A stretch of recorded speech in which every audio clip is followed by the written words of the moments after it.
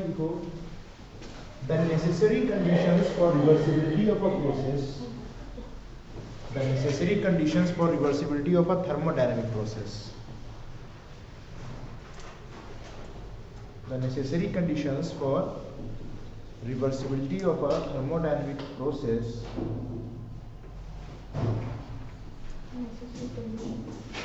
the necessary conditions for reversibility of a thermodynamic process dash लगाकर दो conditions क्या है, कोई भी प्रोसेस रिवर्सिबल कब होगा, रिवर्सिबल होने के लिए दो कंडीशंस उसमें होना नेसेसरी है। पहली कंडीशन क्या है कि प्रोसेस कैसा होना चाहिए, क्वाजी स्टैटिक। क्या बताया था, थर्मोडायनेमिक्स सिर्फ कौन से प्रोसेसेस को स्टडी कर सकता है, जो क्या हो, किस कंडीशन में हो, हमेशा इक्विलिब्रियम में हो। सिर्फ किसी स्टेट को तभी स्टडी करा जा सकता है थर्मोडायनेमिक्स में जब वो इक्विलिब्रियम में। इक्विलिब्रियम के कितने पार्ट थे, कितने टाइप के इक्विलिब्रियम थे, इक्विलिब्रियम के कितने पार्ट थे, 3 पार्ट थे, thermal equilibrium, mechanical equilibrium and chemical equilibrium. तीनों इक्विलिब्रियम जब होंगे उसी को हम क्या कहेंगे, तब जाकर के कोई सिस्टम को हम बोलेंगे इक्विलिब्रियम। थर्मोडायनेमिक्स सिर्फ स्टडी कर सकता है जब भी कोई प्रोसेस कैसा हो, जब दो स्टेट्स उसकी इक्विलिब्रियम में हो, सिस्टम और सराउंडिंग दोनों इक्विलिब्रियम में हो। और वो प्रोसेस कैसा कब होगा, जब वो हम उसको एज्यूम करें कि वो क्वाजी स्टैटिक है। क्वाजी स्टैटिक को क्या डिफाइन करते हैं, it is a very slow process in which thermal difference, thermal gradient is very infinitesimally small in every step। हम क्या करते हैं, किसी भी प्रोसेस को इन्फिनाइट स्टेप्स में डिवाइड कर लेते हैं, जिसमें हर स्टेप में बहुत ही थोड़ा सा टेम्परेचर चेंज होता है, जिसको हम इग्नोर कर सकते हैं। सो हर स्टेट इक्विलिब्रियम है, ये एक इमेजिनरी प्रोसेस होता है। दूसरा क्या है, डिसिपेटिव इफेक्ट्स, लिखना नहीं अभी, dissipative effects are not present, यानी किसी भी तरीके के डिसिपेटिव इफेक्ट्स ना हो। सो लिखाना the necessary conditions for reversibility of a thermodynamic process are, पहला पॉइंट लिखना है, पहला point, the process must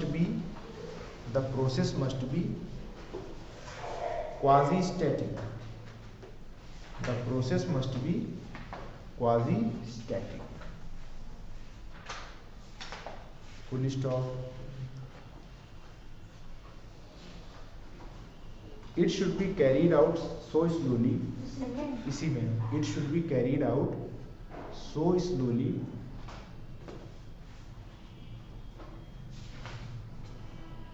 it should be carried out so slowly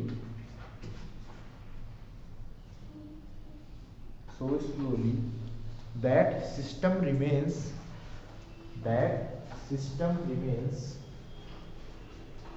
at equilibrium, that system remains at equilibrium with surroundings at every point, at every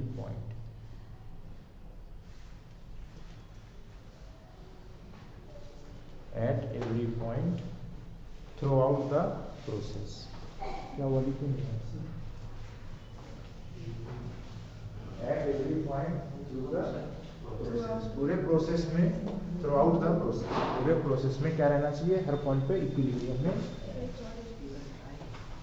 second उसके बाद लिखना है second condition क्या है, किसी भी तरीके के डिसिपेटिव इफेक्ट नहीं होने चाहिए। डिसिपेटिव इफेक्ट का मतलब क्या है, जो भी हम वर्क या एनर्जी कर रहे हैं वो इंटरनेट पर्पज से चेंज हो जा रही है, वर्क हमारा किसमें ट्रांसफॉर्म हो जा रहा है, हीट में।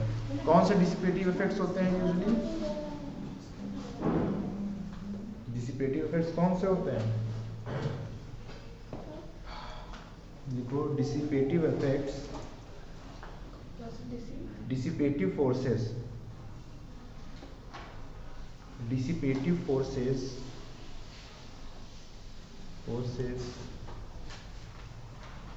such as friction, viscosity, viscosity, inelasticity, etc.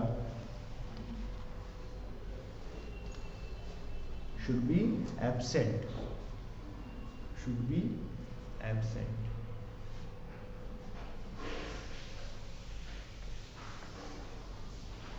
Okay हमेशा क्या होना चाहिए, इरिवर्सिबिलिटी के लिए दो कंडीशन है। प्रोसेस हमारा क्वाजी स्टैटिक होनी चाहिए, क्वाजी स्टैटिक नहीं होगा तो थर्मोडायनेमिकली वो कभी हम स्टडी भी नहीं कर पाएंगे और कभी भी वो रिवर्सिबल भी नहीं हो सकता है। दूसरा क्या है, किसी भी तरीके का डिसिपेटिव इफेक्ट नहीं होना चाहिए। लाइक फ्रिक्शन, फ्रिक्शन कैसा इफेक्ट है? फ्रिक्शन एक डिसिपेटिव इफेक्ट है। ये क्या करता है, अगर किसी ऑब्जेक्ट को हम मूव कर रहे हैं, मूव करने के लिए फोर्स लगा रहे हैं, सो क्या उसमें उतना मूवमेंट होता है जितना होना चाहिए उस फोर्स का? नहीं, कुछ फ्रिक्शन एक्ट करता है उसके ऊपर इनवर्स डायरेक्शन में। फ्रिक्शन क्या करता है, हमेशा रिलेटिव मोशन को रिस्ट्रिक्ट करता है, हमेशा रिलेटिव मोशन को अपोज करता है। सो रिलेटिव मोशन को अपोज करेगा, क्या होगा, जो इसका नेटवर्क होता बिना फ्रिक्शन के वो हमारा क्या कहता है, work done is equal to force into displacement in the direction of force, वो होता। बट क्या हो गया, इसमें से कुछ वर्क वेस्ट हो गया, कुछ वर्क इसमें कन्वर्ट हो गया, हीट एनर्जी में कन्वर्ट हो गया। सो हमें नेटवर्क जो मिलेगा, नेटवर्क हमारा कम हो जाएगा, जितना होना चाहिए था, जितना हम अप्लाई कर रहे हैं, जितनी एनर्जी हम उसको दे रहे हैं सिस्टम को, उससे वर्क हमारा कम हो रहा है। सो ये जो है फ्रिक्शन फोर्स, ये हमेशा क्या करेगा, हमारे वर्क डन को कम कर देगा, हमेशा उसको वर्क को हाई ग्रेड एनर्जी से lower energy, low grade energy यानी हीट में कन्वर्ट कर देगा। इसलिए ये क्या है, डिसिपेटिव इफेक्ट। डिसिपेटिव इफेक्ट्स क्या करेंगे, वर्क को वापस कन्वर्ट कर देंगे हीट में। और सेकंड लॉ क्या कहता है, क्या हम हीट को वापस वर्क में कंप्लीटली कन्वर्ट कर सकते हैं? नहीं कर सकते हैं, करेक्ट। सो क्योंकि हम नहीं कर सकते हैं तो जितना वर्क कन्वर्ट हो चुका होगा हीट में, वो सराउंडिंग से हम वापस नहीं ले पाएंगे। और रिवर्सिबिलिटी की कंडीशन क्या है, system and surrounding both must be at the same initial condition.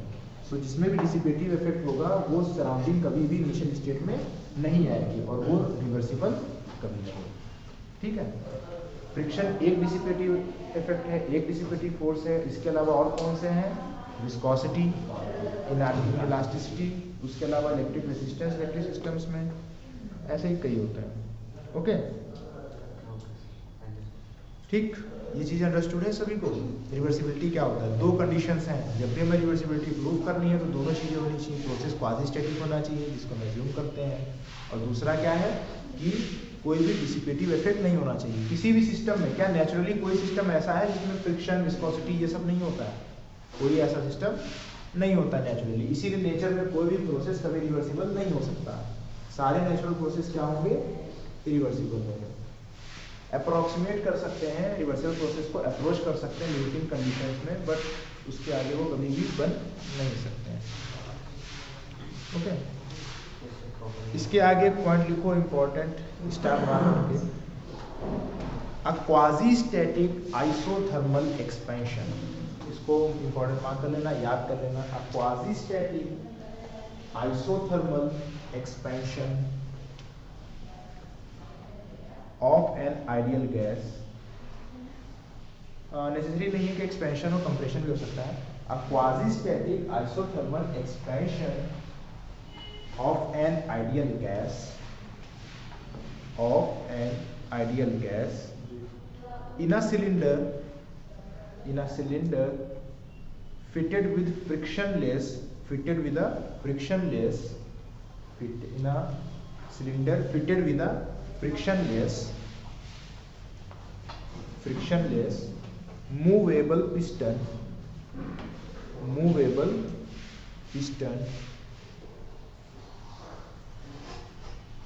is a reversible process,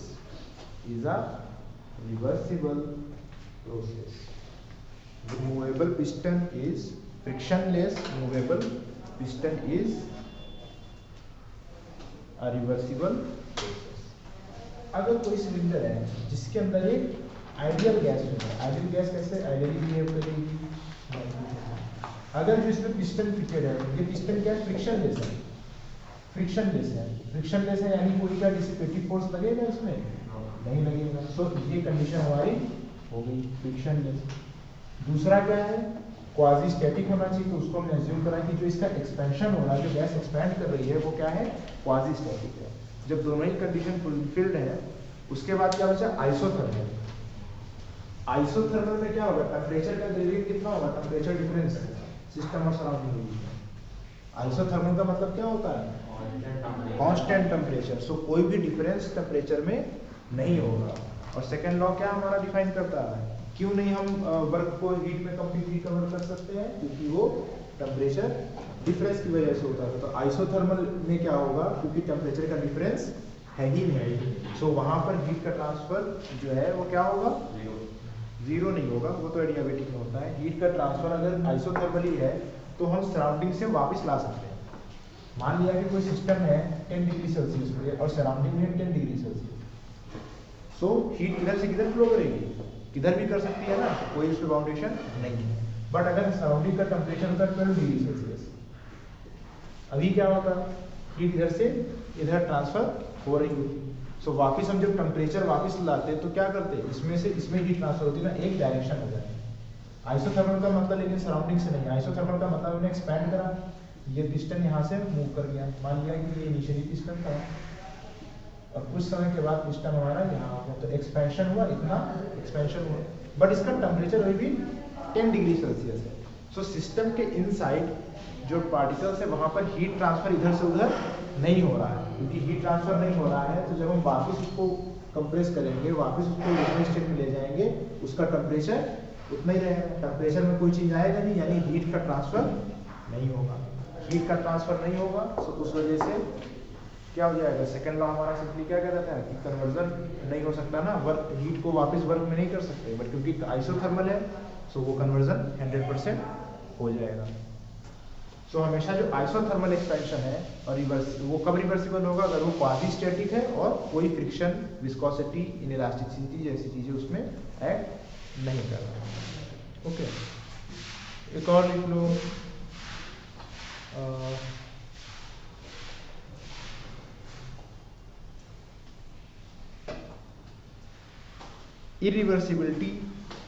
irreversibility arises, next point है irreversibility arises, वो सेम ही है, बस उसमें कंडीशंस पुट करनी है जिससे कि वो समझ में आ जाए। irreversibility arises mainly from two causes, irreversibility arises mainly from two causes, mainly from two causes, two causes हैं जो irreversibility को लाते हैं, जिससे सिस्टम irreversible हो जाता है। mainly from two causes, one comma उसी में लिखना है, वन लिखना है उसी में, वन कॉमा मैनी प्रोसेसेस, यानी उसमें कई प्रोसेसेस हो रहे हैं, मैनी प्रोसेसेस, कॉमा ब्रैकेट में लिखने में, bracket open, like a free expansion.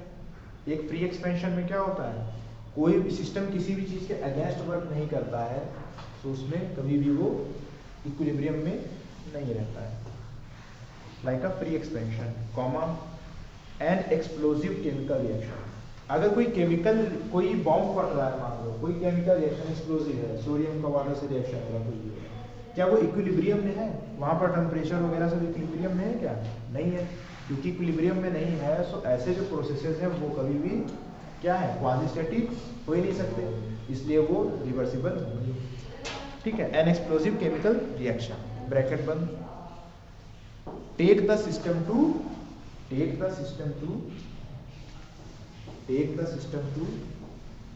Non equilibrium states, take the system to non equilibrium states. क्या कर रहे हैं, सिस्टम को कहाँ ले जा रहे हैं, नॉन इक्विलिब्रियम स्टेट्स में ले जा रहे हैं, to non equilibrium states. Semicolon, क्योंकि हम एक ही पॉइंट में लिख रहे हैं, नॉन इक्विलिब्रियम स्टेट्स, सेमीकोलन, ध्यान से लिखो, सेमीकोलन, टू लिखने वाला two, TWO, comma most processes involve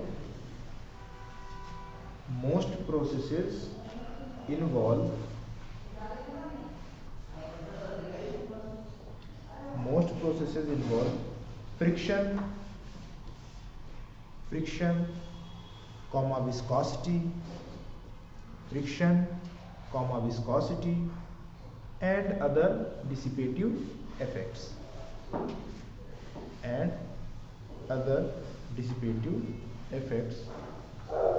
which convert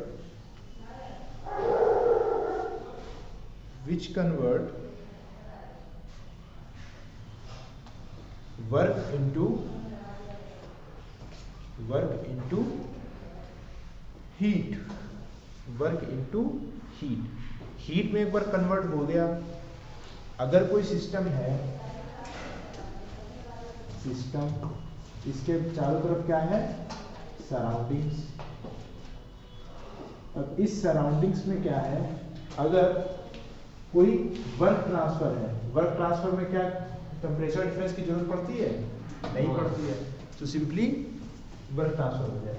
अगर यहाँ से कोई वर्क ट्रांसफर हुआ तो जो वर्क है, ट्रांसफर है, क्या हम उसको हीट में कन्वर्ट कर सकते हैं? उसको कर सकते हैं, बट जो सराउंडिंग में हीट की फॉर्म में कन्वर्ट हो गया, क्या हम उसको कंप्लीटली वापस वर्क बना सकते हैं?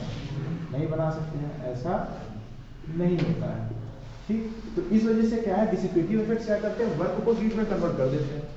अब वो हीट को हम किसी भी प्रोसेस से वापस कंप्लीटली वर्क में नहीं ला सकते, तो सराउंडिंग जो थी वो हमेशा परमानेंटली चेंज हो गई, वो वापस अपने ओरिजिनल स्टेट में नहीं आ सकती। उस वजह से क्या हो जाएगा, कभी भी हम रिवर्सिबल इस प्रोसेस को रिवर्स नहीं कर सकते, कंडीशंस को रिवर्स। ये पॉसिबल सिर्फ किस केस में कि वापस हो जाए, वो है आइसोथर्मल, क्वाजी स्टैटिक और डिसिपेटिव इफेक्ट के बिना, जैसे कि फ्रिक्शनलेस पिस्टन मूव कर रहा हो, आइसोथर्मल एक्सपेंशन। ओके, इतनी चीज क्लियर है। अभी आता है कि हम क्यों एफिशिएंसी इसको पढ़ रहे हैं इतना, रिवर्सिबिलिटी क्या होता है।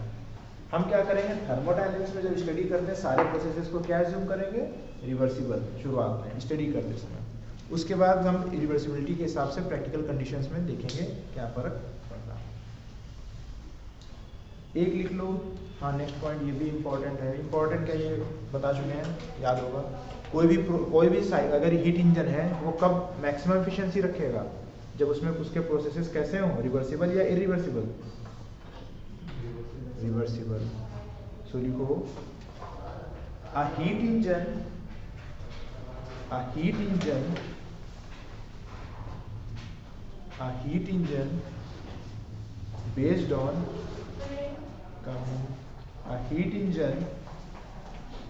based on idealized reversible process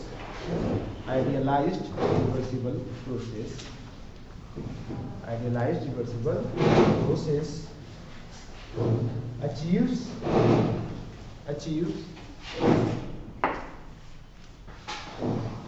the highest efficiency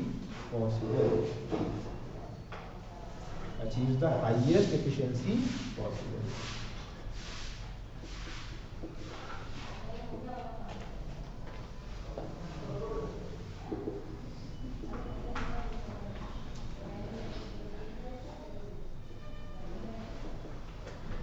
अगर इसको सिंपल लैंग्वेज में लिखते हैं तो एक गिवन कंडीशन में अगर हम साइकिल करें, हीट इंजन में क्या एक साइकिल होता था ना, तो वो साइकिल कई तरीके से हो सकता है, उसमें प्रोसेसेस कैसे हो सकते हैं, रिवर्सिबल भी, इरिवर्सिबल भी। अगर वो साइकिल रिवर्सिबल प्रोसेसेस का बना है, सारे प्रोसेस रिवर्सिबल है, तो ही उसकी एफिशिएंसी मैक्सिमम होगी। किसी हीट इंजन की एफिशिएंसी 100% हो सकती है? नहीं हो सकती है, करेक्ट। कौन इस चीज को मतलब प्रिवेंट करता है, किसकी वजह से रेस्ट्रिक्ट करता है, किसकी वजह से ऐसा नहीं हो सकता है? Second law, correct. Second law of thermodynamics हमें बताता है कि ऐसा नहीं है। तो ये हमें क्या बताता है, ये लिमिटिंग एफिशिएंसी बताता है। एक रिवर्सिबल साइकिल क्या हमें लिमिटिंग एफिशिएंसी बताता है। तो नेक्स्ट पॉइंट लिख लो, a reversible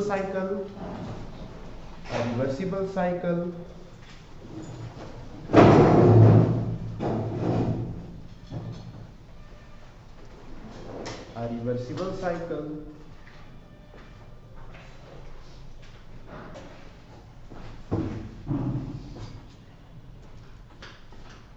sets the limiting efficiency, sets the limiting efficiency, sets the limiting efficiency। Reversible cycle में क्या होगा, मैक्सिमम एफिशिएंसी होगी उन कंडीशंस के उस साइकिल के लिए। फुल स्टॉप उसी पॉइंट में लिखना, फुल स्टॉप के बाद उसी पॉइंट में लिखना all other engines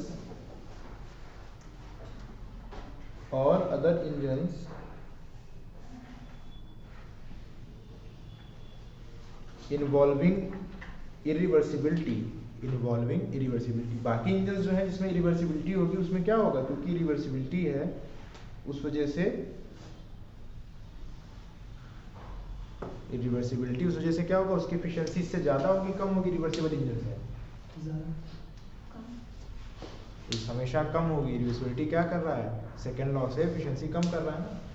so all other engines involving irreversibility will have lower efficiency than this engine. So अगर हमें पता लगाना हो बेंचमार्क हमारा क्या है, बेंचमार्क से मतलब है कि हमारा मैक्सिमम हम अचीव क्या कर सकते हैं, हमारा गोल क्या होना चाहिए, तो वो यही है रिवर्सिबल इंजन के बराबर एफिशिएंसी।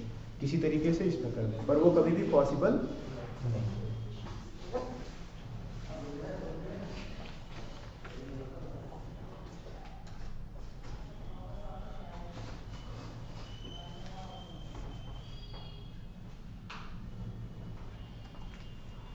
ओके, ये हो गया हमारा रिवर्सिबिलिटी। रिवर्सिबिलिटी सिंपली क्या है, कोई भी ऐसा प्रोसेस जिसमें सराउंडिंग्स और सिस्टम अपने इनिशियल कंडीशंस में रिटर्न हो जाएंगे, सो उसको हम कहेंगे रिवर्सिबल है। वो सिर्फ दो कंडीशन में हो सकता है, जब या तो प्रोसेस क्वाजी स्टैटिक हो, दो कंडीशन दोनों जरूरी नेसेसरी हैं, क्वाजी स्टैटिक हो प्रोसेस, साथ ही साथ क्या हो, कोई भी डिसिपेटिव इफेक्ट ना हो। अभी हेडिंग डालो कार्नोट इंजन।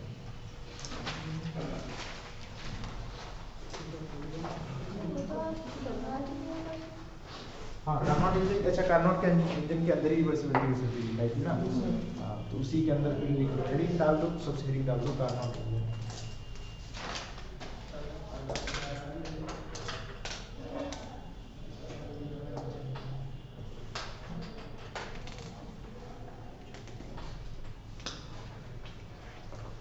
जब हमने हीट इंजन बनाया था तो हीट इंजन कैसे बनाया था, किन दो चीजों के बीच में हीट इंजन होता है, वर्क करता है। ये जो हीट इंजन था ये किन दो चीजों के बीच में वर्क करता है, सिंक, हाँ, और source, heat sink and heat source. एक क्या होता है, कोल्ड रिजर्वायर होता है जिसमें क्या हीट स्टोर रहती है, कितनी कैपेसिटी की, इनफिनाइट कैपेसिटी की। हम अज्यूम करते हैं कि इनफिनाइट कैपेसिटी का रिजर्वायर है, इसका टेम्परेचर ज्यादा होता है कोल्ड रिजर्वायर का, हॉट रिजर्वायर का, हॉट रिजर्वायर का गैस से T1, और इसका होता है so T1 is greater than. Heat किधर से किधर जाएगी, from hot reservoir to heat engine and then from heat engine to cold reservoir and we will get some work. Now दो हीट रिजर्वायर है, इनका टेम्परेचर है T1 और T2। इसमें हम कितने इंजन लगा सकते हैं, अलग अलग वैरायटी के अलग अलग साइकिल्स पे बेस्ड ढेर सारे इंजन लगा सकते हैं, कोई भी इंजन लगा सकते हैं। हो सकता है कोई इंजन ऐसा उसमें हमने आइसोथर्मल एक्सपेंशन करा, आइसोथर्मल कंप्रेशन करा, और उसमें क्या करा, आइसोबारिक कंप्रेशन करा, आइसोबारिक एक्सपेंशन करा। दो प्रोसेस है, कई प्रोसेसेस थे ना। जनरल प्रोसेस किस फॉर्म में होता था, P × V⁴ n is constant. ऐसे कोई भी ढेर सारे प्रोसेस हो सकते हैं ना, हर प्रोसेस की वजह से हर साइकिल की कुछ ना कुछ एफिशिएंसी होगी। ये क्वेश्चन था कि हम ऐसा कौन सा साइकिल है, कोई एक साइकिल ऐसा होता होगा जिसकी एफिशिएंसी मैक्सिमम, जिसकी एफिशिएंसी मैक्सिमम, यानी कि जो हीट लेने के बाद हमें मैक्सिमम वर्क प्रोवाइड करे उसके बीच में। कुछ हीट Q1 लेनी है, कुछ हीट Q2, यानी कि Q2 कुछ सबसे कम हो Q1 के बेसिस पे और वर्क हमारा ज्यादा हो। ठीक है, ये समझ आया कि नहीं। यानी कि अगर एक दो रिजर्वायर्स के बीच में हम ऐसा कौन सा साइकिल यूज करें, कोई एक स्पेसिफिक साइकिल होता होगा जो मैक्सिमम एफिशिएंसी है, जो सबसे बढ़िया हो। तो वो साइकिल कौन सा है, ये क्वेश्चन था। तो एक साइंटिस्ट है सारी कार्नोट, उन्होंने एक साइकिल डिवाइस करा, एक ऐसा साइकिल बताया, उसको कैलकुलेट करके बताया कि ये वाले साइकिल की एफिशिएंसी होगी मैक्सिमम, इससे अच्छा कोई भी हीट इंजन नहीं हो सकता। यही है जो मैक्सिमम एफिशिएंसी देगा। ओके, सो उसीलिए हम इसको नाम क्या पढ़ा उस इंजन का, कार्नोट इंजन, और उसको इसीलिए हम पढ़ते हैं। ओके, लिखो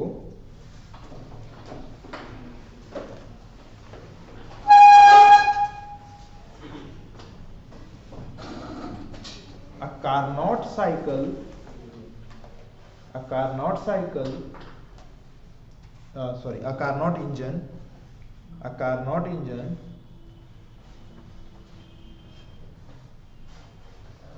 is an ideal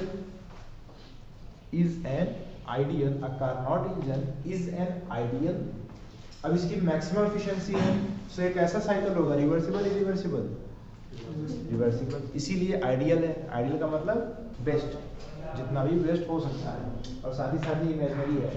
हमें पता है नेचर में कभी भी कोई रिवर्सिबल प्रोसेस नहीं हम इस्टेब्लिश कर सकते।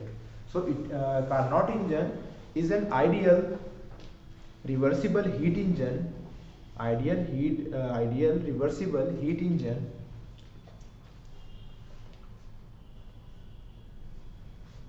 operating between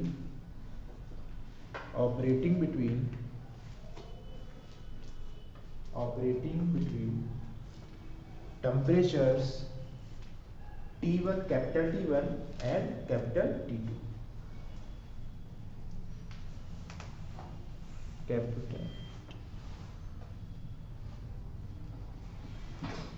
which gives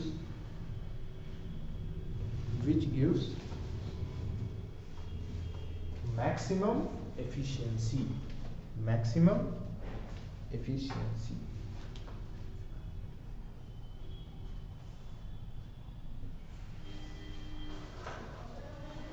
okay, तो प्रोसेस रिवर्सिबल कब होता है, अगर वो क्वाजी स्टैटिक हो और डिसिपेटिव इफेक्ट उसमें ना हो, नॉन डिसिपेटिव हो। सो किसी भी, अब ऐसा हमें साइकिल बनाना है जिसकी मैक्सिमम एफिशिएंसी हो, यानी सारे प्रोसेस जो साइकिल है उसके अंदर प्रोसेस कैसे होंगे, रिवर्सिबल होंगे। सीधी सी बात है, रिवर्सिबल है यानी सारे प्रोसेस क्वाजी स्टैटिक होंगे, कोई भी dissipative effect, friction, viscosity, inelasticity, thermal shock, ये सब चीजें इसमें नहीं होंगी।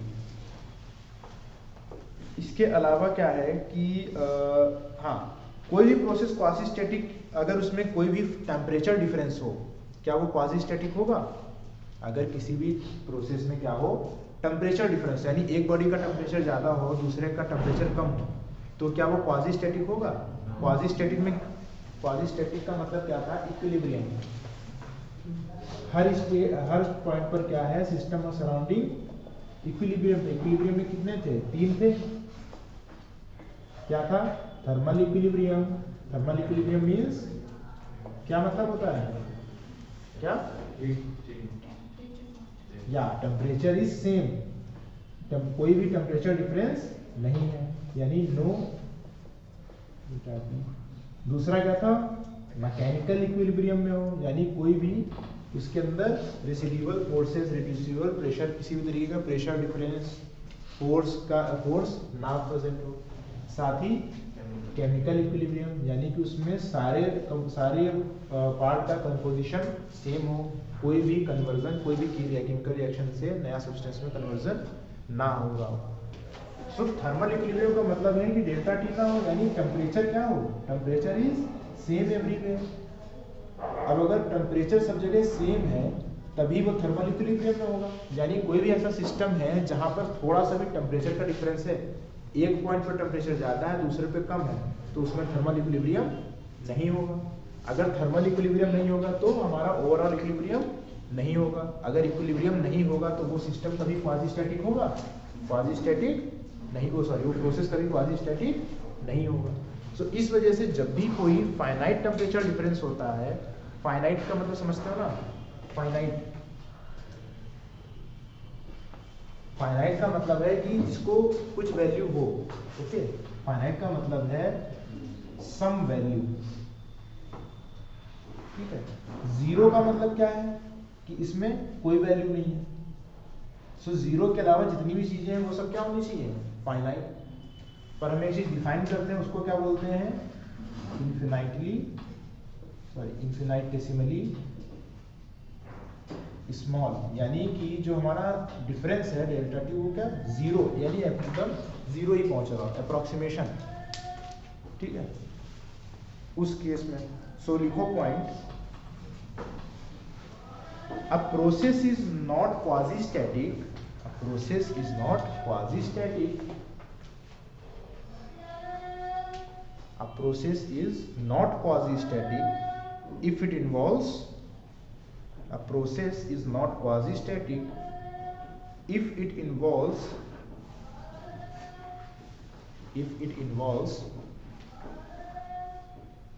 finite temperature difference। अगर किसी भी प्रोसेस में फाइनाइट टेम्परेचर डिफरेंस है, कोई भी टेम्परेचर डिफरेंस है, सो वो क्वाजी स्टैटिक नहीं होगा। If it involves finite temperature difference between the system,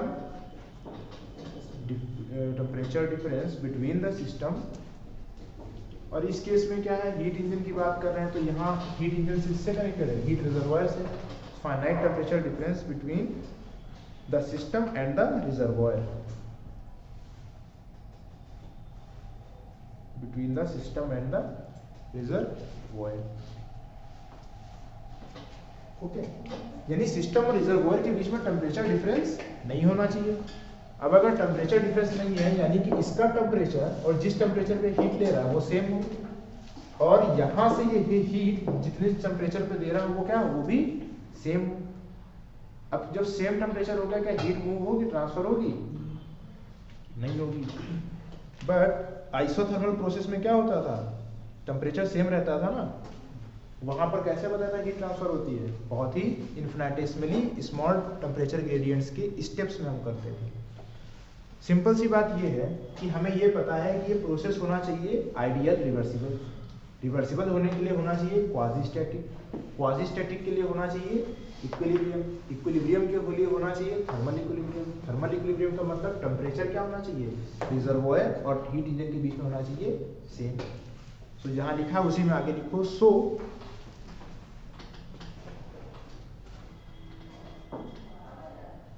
this implies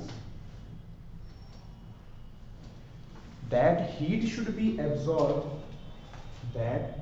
heat should be absorbed। अभी हीट कहां से एब्जॉर्ब हो रही है, हॉट रिजर्वायर से या कोल्ड रिजर्वायर से? कहां से हीट एब्जॉर्ब हो रही है, हॉट रिजर्वायर से। That heat should be absorb from hot reservoir,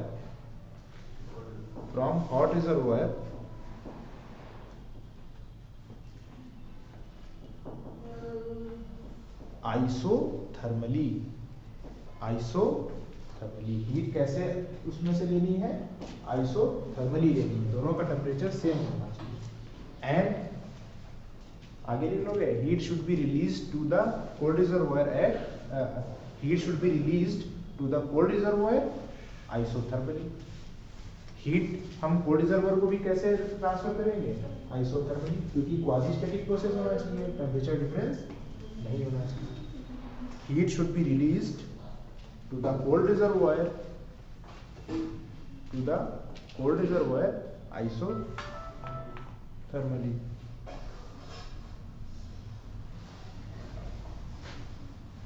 okay so ठीक है। सो हमें ये पता है कि ये जो भी साइकिल है, जब ये हीट एब्जॉर्ब करेगा कैसा करेगा, आइसोथर्मली, और जब हीट रिलीज करेगा कैसे करेगा, आइसोथर्मली। सो दो प्रोसेस तो हमें पता चल गया, साइकिल होना चाहिए था ना पूरा। सो यहाँ पर कुछ टेम्परेचर T1 है, यहाँ T2 है, उसके बीच में हीट रिलीज कर रहा है, आइसोथर्मली है। सो बीच में और क्या प्रोसेस होनी चाहिए, अभी जब बाकी के प्रोसेस करेगा, अगर उसमें हीट ट्रांसफर हो गया बाहर से कुछ भी, तो अगर हीट ट्रांसफर हो गया बाहर से अंदर की तरफ कुछ भी सराउंडिंग से, तो क्या वो रिवर्सिबल प्रोसेस होगा? सराउंडिंग से अगर कुछ भी हीट ट्रांसफर हो गया, नहीं होगा ना, क्योंकि सराउंडिंग को हमें फाइनली क्या लाना होता है, इनिशियल स्टेट पे, और सराउंडिंग से उसका टेम्परेचर तो कुछ चेंज होगा। जब वो T1 से T2 आ रहा होगा, तो उसमें कोई भी टेम्परेचर फिक्स तो रह नहीं सकता। जब T1 से T2 आ रहा है, वहां पे फाइनाइट टेम्परेचर डिफरेंस है। तो इसलिए प्रोसेस कैसा होना चाहिए, ऐसा होना चाहिए कि बाहर उसका इंटरेक्शन ना हो, कोई भी हीट ट्रांसफर ना हो। जब बाहर से हीट ट्रांसफर नहीं होता सिस्टम से सराउंडिंग का, उस प्रोसेस को क्या बोलते हैं, कौन सा प्रोसेस होता है, adiabatic. Correct, very good, adiabatic. So बाकी के दो प्रोसेस क्या होते हैं, एडियाबेटिक। सो लिखो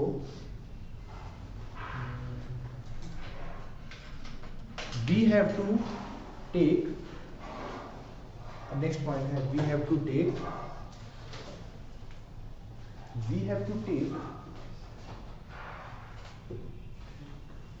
the working substance, we have to take the working substance। बताया था ना हीट इंजन में क्या होता है, एक वर्किंग सब्सटेंस होता है जो साइकिल में वर्क करता है।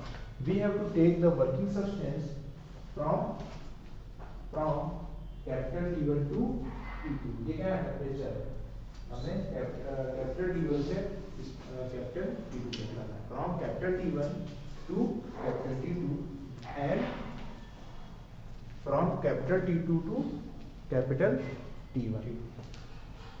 जब यहाँ से हीट एब्जॉर्ब होगी, उसके बाद यहाँ से T1 से T2 जाना हीट रिलीज करने के लिए, उसके बाद सिस्टम को फिर वापस आना है। तो T1 से T2 जाना एक बार और फिर T2 से T1 आना। सो कॉमा लगा के लिखना, वी कैन ओनली यूज, हम कौन सा प्रोसेस यूज कर सकते हैं, reversible adiabatic. So we can only use reversible adiabatic process for these purposes. We can only use reversible adiabatic processes for these purposes. Reversible adiabatic processes for these purposes, which involve no heat flow, जिसमें कोई heat flow नहीं होता, कहाँ से कहाँ तक, reservoir. Which involve no heat flow from the reservoir।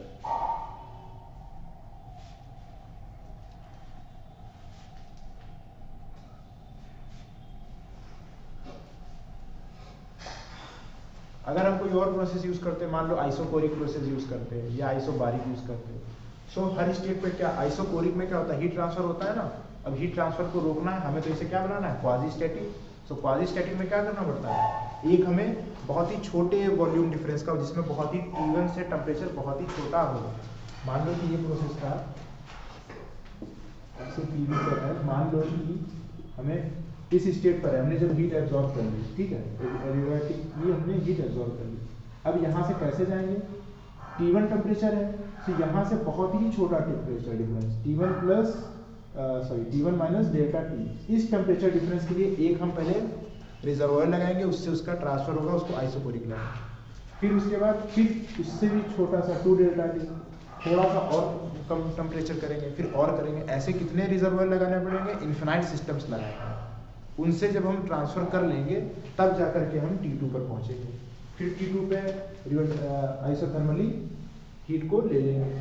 फिर उसके बाद क्या करेंगे, फिर यहाँ पर इन्फिनाइट बार छोटे छोटे डिफरेंसेस पे हीट को ट्रांसफर करेंगे। सो वो क्वाजी स्टैटिक बनाने के लिए। तो हम रिवर्सिबल इंजन बता रहे हैं, और रिवर्सिबल इंजन किसके बीच में काम कर रहा है, सिर्फ दो इस टेम्परेचर डिफरेंस के बीच में ना।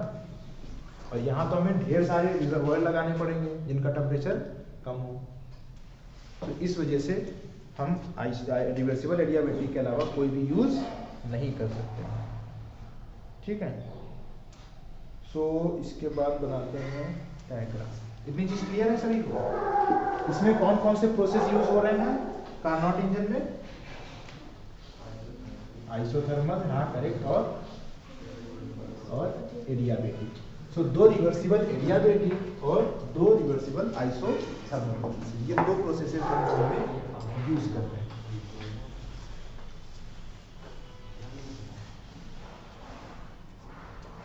मान लिया ये है प्रेशर और ये है वॉल्यूम, तो ये एक्सिस हमने प्लॉट कर दी। शुरुआत में सिस्टम जब यहाँ से हीट लेगा, जब इस जगह पर नहीं है, एक प्रोसेस पर है, ऐसे 4 प्रोसेस हैं। सबसे पहले वो किस प्रोसेस पर है, मान लिया इस पॉइंट पर है, यहाँ पर इसका प्रेशर कुछ है, वॉल्यूम कुछ है और टेम्परेचर कुछ है। गैसेस को हम कैसे डिफाइन कर देते हैं, किसी भी सिस्टम को डिफाइन करने के लिए कुछ हमें सिस्टम वेरिएबल्स, स्टेट वेरिएबल्स चाहिए। स्टेट वेरिएबल डिफाइन कर दिए, यहाँ पर ये क्या कर रहा है, हीट को एब्जॉर्ब कर रहा है। हीट को कैसे एब्जॉर्ब कर रहा है, कौन से प्रोसेस से, आइसोथर्मली। सो आइसोथर्मली प्रोसेस का कैसे कर था, ऐसे कर था। सो उस तरीके से इसने एब्जॉर्ब कर लिया। थोड़ा सा ज्यादा बड़ा बना दिया है। मान लिया कि एंड में आइसोथर्मली एब्जॉर्ब करने के बाद ये इस स्टेज पे आया, तो इसका टेम्परेचर क्या हो जाएगा, V2 को चेंज हो जाएगा। क्या टेम्परेचर चेंज हो रहा है, टेम्परेचर तो क्या है T1, क्योंकि आइसोथर्मल प्रोसेस था ना। ये कैसा प्रोसेस था, आइसोथर्मल। उसके बाद क्या हो रहा है, आइसोथर्मली एब्जॉर्ब हो गया। अब क्या करना है, कैसा प्रोसेस था, सेकंड प्रोसेस एडियाबेटिक। करेक्ट। सो एडियाबेटिक एक्सपेंशन होगा इसमें। ऐसे एडियाबेटिक एक्सप्रेशन होगा। एडियाबेटिक का क्या था, पीवी पर स्लोप ज्यादा होता है। सो यहाँ पर क्या होगा, P2 और क्या हो जाएगा, वॉल्यूम भी चेंज हो जाएगा ना।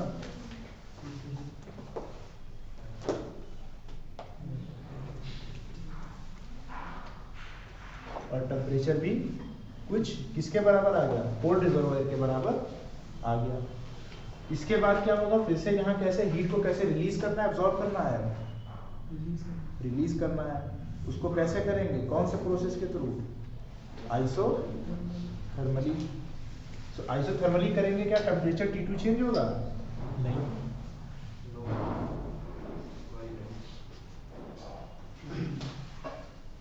इसके जैसे ही सिमिलर ग्राफ बनेगा, कर्व बनेगा। सो यहाँ पर मान लिया प्रेशर को चेंज नहीं करना है, P3। तो यहाँ P4 V4 कुछ वॉल्यूम कंप्रेशन हुआ है, वॉल्यूम कम हो गया है, प्रेशर में भी चेंज आया। इस पॉइंट से प्रेशर इस एक्सिस पे बढ़ गया है। अगर यहाँ ऐसे एक्सिस बनाएंगे तो इतना चेंज आ गया। टेम्परेचर हमारा क्या रहेगा, सेम ही रहेगा, T2। अब जब हीट ये एक्सपेंशन हो गया, अब क्या होगा, फिर से हीट हमने रिलीज कर दी जो करनी थी। अब इसको वापस कहाँ ले जाना है, साइकिल है ना, ओरिजिनल स्टेट पे ले जाना है। तो यहाँ से यहाँ कौन से प्रोसेस के थ्रू ले जाएंगे, एडियाबेटिक। तो थोड़ा सा कर्व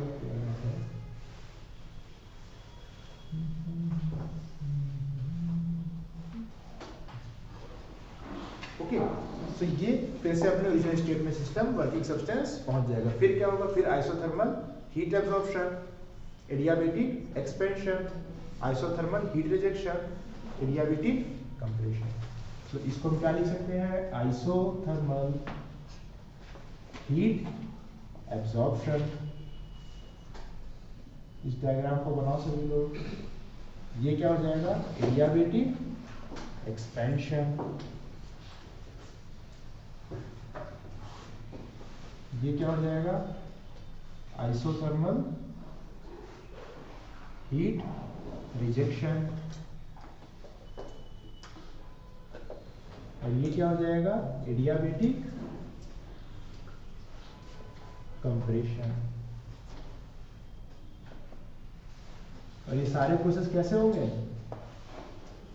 रिवर्सिबल। ये सबसे इंपॉर्टेंट चीज है, ये सारे कैसे होने चाहिए, रिवर्सिबल, यानी क्वाजी स्टैटिक होने चाहिए, कोई भी डिसिपेटिव इफेक्ट नहीं होना चाहिए। ठीक है, इतना बनाओ।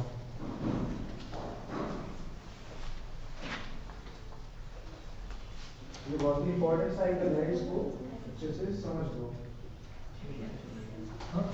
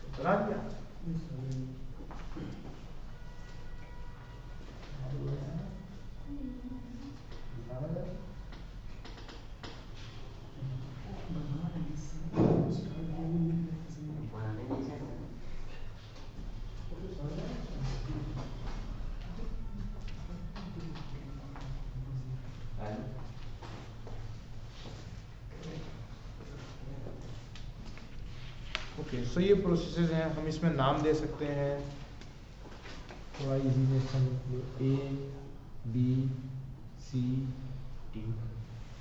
ओके, इनकी वैल्यूज भी क्योंकि फाइंड करनी हो अगर,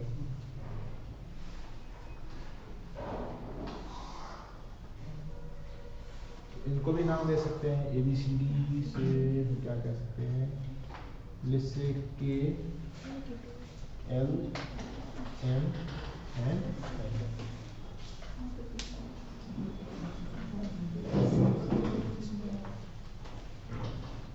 इसमें जो डिफरेंट वर्क्स हो रहे हैं,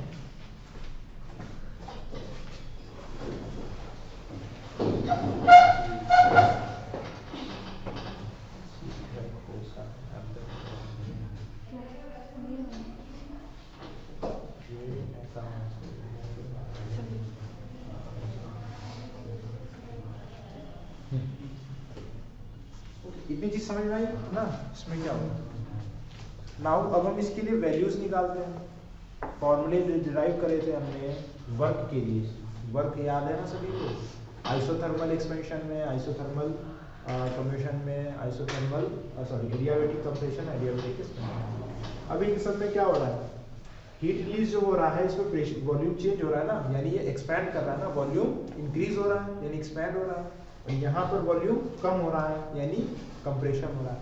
सो ये हीट रिजेक्शन, इसको हम क्या भी बोल सकते हैं, आइसोथर्मल कंप्रेशन। और ये क्या हो जाएगा, आइसोथर्मल क्या होगा, एक्सपेंशन। सो इन सभी में हम वर्क को देखते हैं और फर्स्ट लॉ अप्लाई करते हैं। फर्स्ट लॉ हमारा सिंपली क्या कहता है कि साइकिल में net heat transferred is equal to, first law क्या कहता है साइकिल के लिए, net heat transferred is equal to net work transfer. So हर स्टेप के लिए हम वर्क निकालते हैं। वर्क देखते हैं ए से बी पर जाने के लिए, वर्क ए से बी प्रोसेस में क्या हो रहा है, कौन सा प्रोसेस है, क्या प्रोसेस, सभी लोग बोलो, पहला प्रोसेस क्या है, ए से बी रिवर्सिबल एक्सपेंशन। याद होना चाहिए, कार्नोट साइकिल बहुत इंपॉर्टेंट। सो आइसोथर्मल एक्सपेंशन में वर्क का फॉर्मूला क्या होता है, वर्क का फॉर्मूला क्या होता है, एन आर टी के बाद क्या होता था,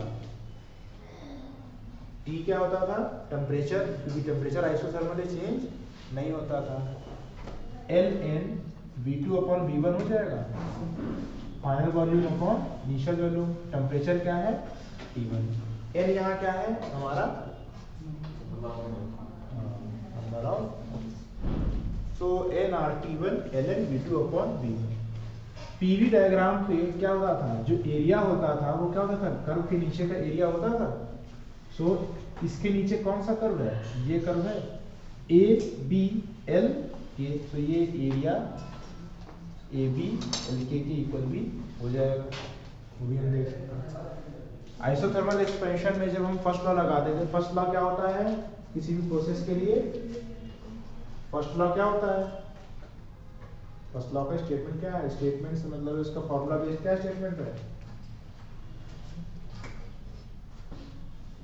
क्या है फर्स्ट लॉ का स्टेटमेंट, फर्स्ट लॉ का स्टेटमेंट क्या है, क्वेश्चंस करें। हाँ सही है, तो थोड़ा जोर से बोलो, क्या दिखा है, क्या है first statement,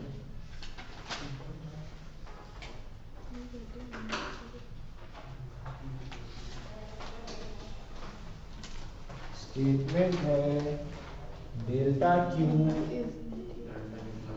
delta u plus delta डब्ल्यू, ऐसे delta q equal to delta u plus delta डब्ल्यू। आइसोथर्मल में क्या था, आइडियल गैस के लिए क्या होगा, यू किस पर डिपेंड करता है, टेम्परेचर पे, तो ये क्या हो जाएगा जीरो, हाँ करेक्ट है, जीरो हो जाएगा। सो आइसोथर्मल के केस में क्या हो जाएगा, delta q is equal to delta डब्ल्यू। सो यहाँ से यहाँ तक जो हीट एब्जॉर्ब हुई है Q1 थी ना, तो वो Q1 कितनी हो जाएगी हीट, वो इसी के बराबर हो जाएगी। तो Q1 निकालना है जब हमें वैल्यू, तो कैसे निकालेंगे, इस फॉर्मूले में वैल्यूज रख देंगे और हमें पता चल जाएगा कितनी हीट एब्जॉर्ब हुई। ठीक, फिर आते हैं रिवर्सिबल एडियाबैटिक के लिए।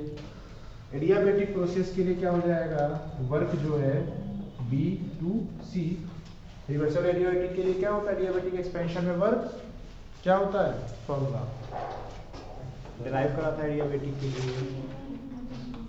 हाँ हाँ पूरा बोलो, क्या बोला, P1 V1 क्या P1 V1 minus P2 V2 upon gamma minus 1।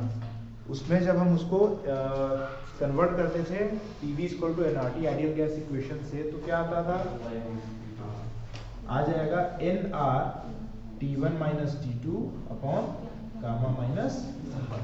nR delta T होता था, T1 माइनस T2 टेम्परेचर में कितना चेंज आया, T1 से T2।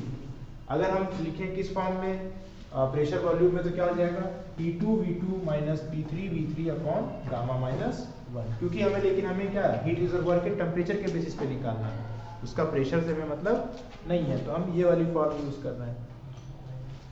ये हमारा वर्क हो गया, ठीक है, T1 माइनस T2। अब क्या हीट ट्रांसफर हो रहा है यहाँ, प्रोसेस B से लेकर C में हीट ट्रांसफर कितना है, Q। B to C कैसा प्रोसेस है, एडियाबैटिक, इसमें कितना हीट ट्रांसफर होता है, 0। सो कोई हीट ट्रांसफर से नहीं, इसमें सिर्फ वर्क डन होगा। ओके, फिर हम निकालते हैं, यहाँ पर विजिबल नहीं होगा ना,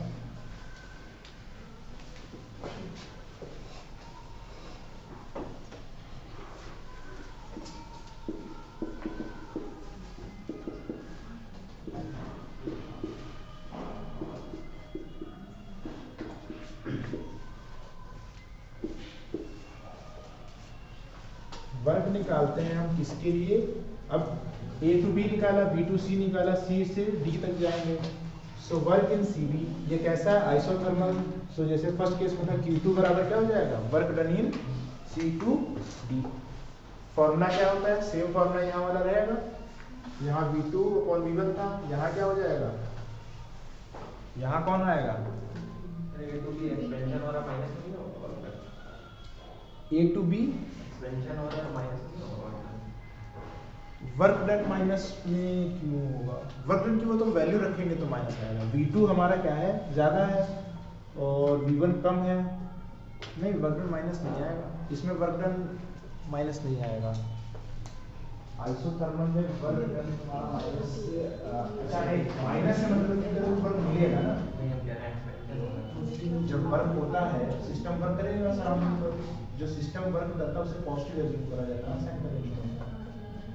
जो सिस्टम से वर्क हमें मिलेगा, बट सिस्टम से जब वर्क मिलता है उसको पॉजिटिव बोलते हैं, जब सिस्टम पे वर्क करते हैं उसे नेगेटिव बोलते हैं। साइन कन्वेंशन में क्या है कि हीट जो सिस्टम एब्जॉर्ब करता है उसे पॉजिटिव कहते हैं, पर जो वर्क एब्जॉर्ब करता है उसे नेगेटिव बोलते हैं। इसी वजह से हमारा delta Q equal to delta U plus delta W होता है। अगर हम साइन कन्वेंशन चेंज कर रहे हैं तो फर्स्ट लॉ सिंपली हो जाएगा delta Q equal to delta U minus delta W। उस केस में यहाँ पर नेगेटिव हो जाएगा, तो वैल्यू है, ये तो सिंपली वैल्यू है। सो CD के लिए कितना वर्क हो जाएगा, बताओ, इसी फॉर्मूले को अप्लाई करना है।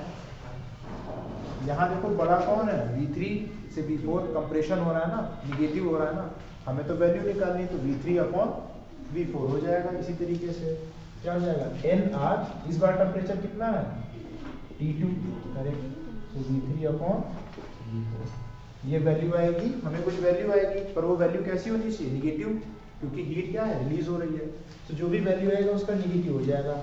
अगर हम चाहें तो यहाँ V4 अपॉन V3 भी रख सकते हैं, उसमें हमारा आंसर निगेटिव आएगा, और हमें पता चल जाएगा कि वैल्यू इसमें से इतना हीट जो है बाहर जा रही है अंदर आने के बजाय। तो अगर हम चाहें तो एग्जैक्टली इसको ऐसे भी लिख सकते हैं, nR T2 ln V4 upon V3, क्योंकि V4 छोटा है V3 बड़ा है, इस वजह से हमें निगेटिव वैल्यू आएगी, तो उसमें भी Q2 हमारा आएगा एग्जैक्ट, ये हमारा सिर्फ एब्सोल्यूट वैल्यू देगा। उसके बाद यहाँ आते हैं, कंप्रेशन हो रहा है फिर से, तो इस बार क्या हो जाएगा, work from D to A, D to A हमारा क्या हो जाएगा, nR T1 minus T2 upon gamma minus 1। Adiabatic के लिए ये हमारा वर्क हो जाएगा। ओके, ये भी वर्क हमने कैसा निकाला है, एब्सोल्यूट वैल्यू है। ये होगा क्या एक्चुअल में, निगेटिव, क्योंकि इधर से इधर जा रहा है, उल्टी तरफ जा रहा है। ओके, अभी देखते हैं जो नेट वर्क डन है वो वर्क डन क्या हो जाएगा। जो यहाँ वर्क था WAB, ये तो पॉजिटिव था। क्या बताया था साइकिल में क्या होता है, जब लेफ्ट टू राइट जाएंगे तो पॉजिटिव है और राइट टू लेफ्ट जाएंगे तो नेगेटिव। सो WAB plus WBC minus WCD, क्योंकि यहाँ क्या है, कंप्रेशन हो रहा है, एक्सपेंशन नहीं। DAB यहाँ पर भी क्या हो रहा है, कंप्रेशन हो रहा है, एक्सपेंशन नहीं हो रहा है। साइकिल कैसा है, इस साइड को है, इस साइड वाले को पॉजिटिव लेते हैं। तो हमारा ये आ जाएगा। इसमें वैल्यूज रख लेंगे सारी जितनी भी हैं। अभी ये बताओ, इसमें जब वैल्यू रखेंगे, वैल्यू देखो WBC की और वैल्यू देखो WDA की। BC की वैल्यू क्या है, ये है क्या, और WDA की वैल्यू भी क्या है, NR T1 minus T2 upon gamma minus 1, और दोनों क्या है, यहाँ पर माइनस है, यहाँ पर प्लस। तो सिंपली इनका क्या आंसर आ जाएगा, ये रिमूव हो जाएंगे। बल्कि हमारा क्या आ जाएगा, म्यू नहीं NR, क्योंकि हम N सिंबल यूज कर रहे हैं, NR T1 ln V2 upon V1 और minus NR T2 ln V3 upon 3। Okay, ये हमारा क्या आ जाएगा, जो नेट वर्क हमें मिल रहा है, यहाँ जो वर्क उससे हमें बाहर मिल रहा है वो हमारा ये हो जाएगा। इतनी चीज क्लियर है, इतना नोट कर लो। ये जो वर्क के फॉर्मूला है, अल्टीमेटली वर्क क्या है, सारे वर्क को हम ऐड कर दें। नेटवर्क वही तो है जो हमें वर्क मिल रहा है। अब हमने देखा क्या कि आइसोथर्मल कंप्रेशन, आइसोथर्मल कंप्रेशन और आइसोथर्मल एक्सपेंशन में जो हो रहा है उसकी वैल्यूज तो आ गई, तो वर्क डन में आ गई। और जो हमारा एडियाबैटिक एक्सपेंशन वाला था और जो एडियाबैटिक कंप्रेशन था वो हमारा क्या है, इक्वल आया। वो क्या हो जाएगी, वैल्यूज एक दूसरे को कैंसल आउट कर देंगे। सो जो नेट W है ये वाला, यहाँ इसकी हमें वैल्यू मिल जाएगी, नेट वर्क।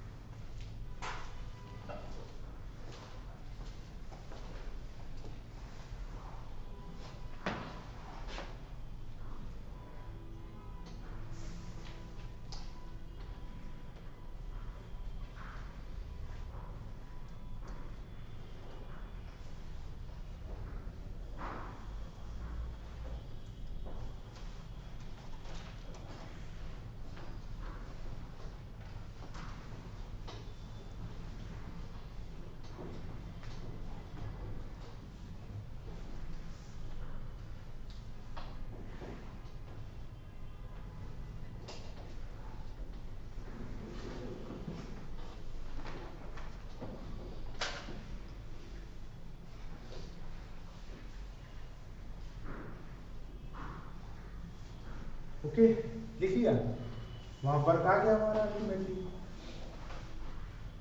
एरिया के वाइज भी देख सकते हो, इसका वर्क हो जाएगा ये वाला एरिया LB LK, इस प्रोसेस में एरिया हो जाएगा ये वाला, इस वाले प्रोसेस में ये एरिया, और इस वाले प्रोसेस में ये एरिया है।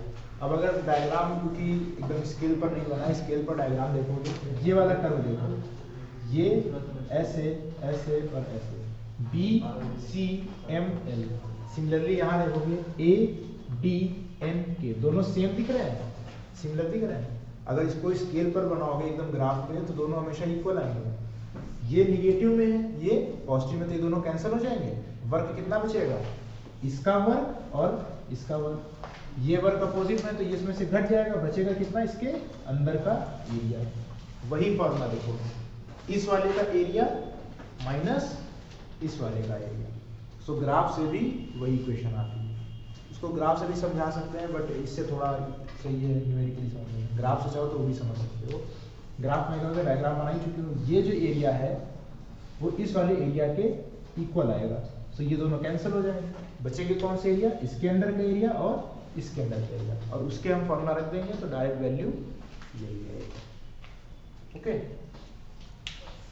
अभी क्या लगाना है, वर्क हमें पता चल गया ना, सिस्टम में हीट इंजन वर्क कितना कर रहा है ये हमें पता चल गया। ये सब कार्नोट इंजन हम किस लिए पढ़ रहे थे, सबसे पहली लाइन में क्या लिखा था कार्नोट इंजन की, सबसे पहले क्या लिखा था कार्नोट इंजन में? हाँ, ये कार्नोट इंजन क्या है, एक ऐसा साइकिल है जिसकी एफिशिएंसी क्या है, मैक्सिमम। सो एफिशिएंसी निकालनी थी ना हमें। सो एफिशिएंसी निकालने का फॉर्मूला क्या होता है, एफिशिएंसी को कैसे डिफाइन करते हैं, efficiency is equal to W upon Q1, work done upon Q1। इसको फिर क्या बताया था, वर्क वाला डेल्टा Q से क्या ज्यादा था, Q1 minus Q2 is equal to W था। सो वो वैल्यू प्लॉट करते थे, इसमें W की जगह तो क्या आता था 1 माइनस Q2 अपॉन Q1, ऐसे आता था। अभी Q2 बताओ कितना आया था, Q2 लिखा था ना अभी कॉपी में, कितना आया था? हाँ नहीं, Q2 आया होगा nRT1 ln V2 upon V1 आया था, और Q1 कितना आया था, सॉरी यहाँ nRT2 होगा, यहाँ क्या था V3 अपॉन V4, और यहाँ क्या था T2 ln V2 upon V1 T1। ठीक है, ये आया था ना 1 माइनस, तो ये हो गई एफिशिएंसी। अब इसमें देखते हैं एन आर कैंसिल हो जाएंगे, बचा क्या ln V3 अपॉन V4 और V2 अपॉन V1। दोनों प्रोसेस कैसे थे, ये जो इधर वाले थे एडियाबैटिक प्रोसेस थे ना साइड में, जिसमें एक्सपेंशन हो रहा था वो एडियाबैटिक प्रोसेस थे। एडियाबैटिक प्रोसेस वाले से हम फॉर्मूले देखते हैं, कर्व छोटा सा बना देते हैं जिससे कंफ्यूजन ना हो। ये क्या था, ये आइसोथर्मल था, और ये दोनों कैसे थे एडियाबैटिक। ये V1 V2 V3 V4। सो V2 से V3 जाने में एडियाबैटिक है, और V4 से V1 जाने में भी एडियाबैटिक है। एडियाबैटिक में रिलेशन पढ़ा था T1 ऐसे था ना, TV की power gamma minus 1 equal to constant होता था। वहां से अगर हम लगाएंगे क्या आएगा, T1 V1 की power gamma minus 1 equal to constant, T2 V2 की power gamma minus 1 equal to constant. Compare दोनों कांस्टेंट, दोनों इक्वल हो जाएंगे, क्या आएगा T1 upon T2 is equal to V2 की power gamma minus 1 upon V1 की पावर गामा माइनस 1, दोनों क्या हो जाएंगे ऐसे कांस्टेंट आ जाएंगे। सिमिलर चीज किसमें होगी, अच्छा ये फॉर्मूला हमारा सिंपली हो गया। अब इसमें अप्लाई करके देख लेते हैं। V2 से जा रहे हैं V3 के लिए, इसके क्वेश्चन करे थे ना एडियाबैटिक के, 5 क्वेश्चन थे उसमें। सो इस तरीके से अप्लाई जब करेंगे, दो का रिलेशन हमेशा क्या हो जाएगा, ऐसे आएगा। सो V2 और V3 की वैल्यू रखते हैं, V2 अपॉन V3 की पावर गामा माइनस 1 क्या हो जाएगा, जहां 2 है वहां पर 1 है, यानी T3 अपॉन T2। T3 कितना है, थर्ड पॉइंट पे T कितना है, T2 ही तो है ना। ये चीज आई कि नहीं समझ में, आई कि नहीं, नहीं आई।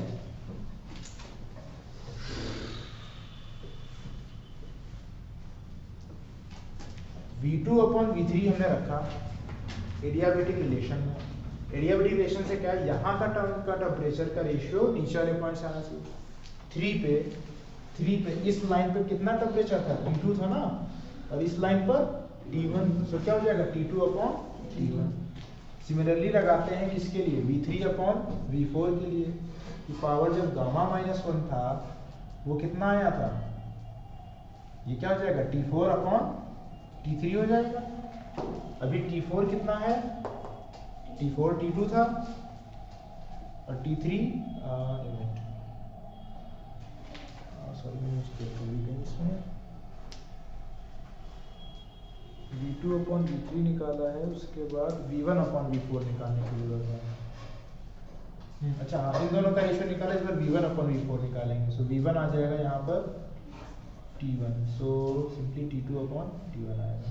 सो देखो दोनों चीजों का रेशियो सेम आ रहा है, V2 अपॉन V3 और V1 अपॉन V4 का। सो इसकी वैल्यूज उसमें पुट कर देंगे, वैल्यूज उसमें पुट कर देंगे तो क्या आएगा, दोनों क्योंकि इक्वल हैं दोनों को इक्वलाइज कर देते हैं। So V2 upon V3 is equal to V1 upon V4। यहाँ से क्या आ जाएगा,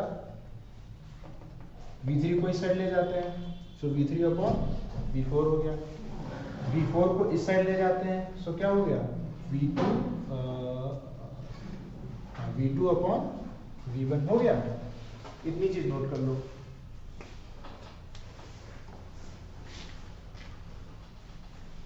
लिखो, फ्रॉम एडियाबेटिक रिलेशन, तो लिखो यहाँ पर नहीं T2, लिखो from adiabatic relation, from adiabatic relation, from adiabatic relation P into V की power gamma minus 1 is equal to constant. T into V की power gamma minus 1 is equal to constant.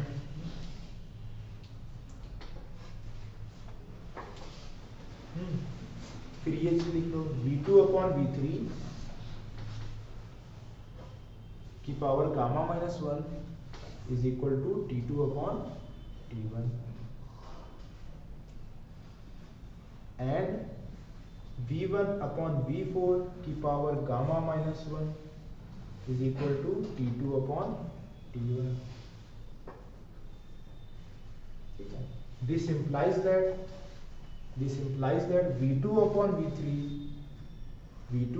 V3 is equal to V1 upon V4. This implies that V3 upon V4 is equal to V2 upon V1. Okay, ये equation थी, मान लो equation 1। इतनी clear है ना, दोनों का relation क्या आएगा, इन दोनों का रेशियो जो वैल्यू है वो क्या आएगी, इक्वल। सो लिख लो, on putting values in equation 1, on putting values in equation 1, equation 1 में पुट करेंगे क्या होगा, V3 upon V4 V2 upon V1 equal है। सो ये दोनों भी इक्वल हो गए, ये दोनों क्या हो जाएंगे, कैंसिल हो गए। सो एफिशिएंसी क्या आई, 1 माइनस T2 अपॉन T1, ये हो गई एफिशिएंसी। इसको ऐसे बॉक्स में कर लेना। उसके बाद क्या, इसको जब ऐसे रेशनलाइज करेंगे क्या हो जाएगा, T1 minus T2 upon T1।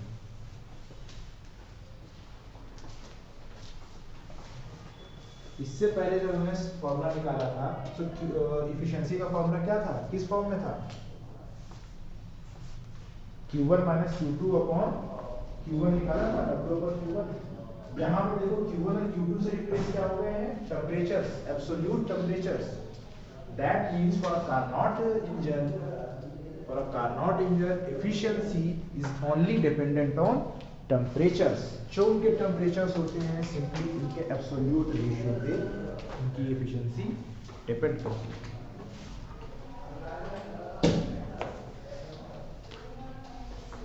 Okay, इसका हर प्रोसेस क्या कर सकते हैं, रिवर्स कर सकते हैं।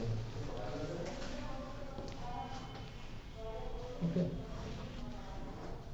लिख लो, efficiency of a Carnot engine, efficiency of a Carnot engine. देखो ये अल्टीमेट फॉर्मूला था, डेरिवेशन इतना तो करा दिया, वो खास समझने के लिए जरूरी था क्योंकि साइकिल का इंपॉर्टेंस ये है कि मैक्सिमम एफिशिएंसी डिफाइन करता है टेम्परेचर के रेशियोज में, तो पता होना चाहिए कि क्यों ऐसा होता है, क्यों ये मैक्सिमम ही एफिशिएंसी है।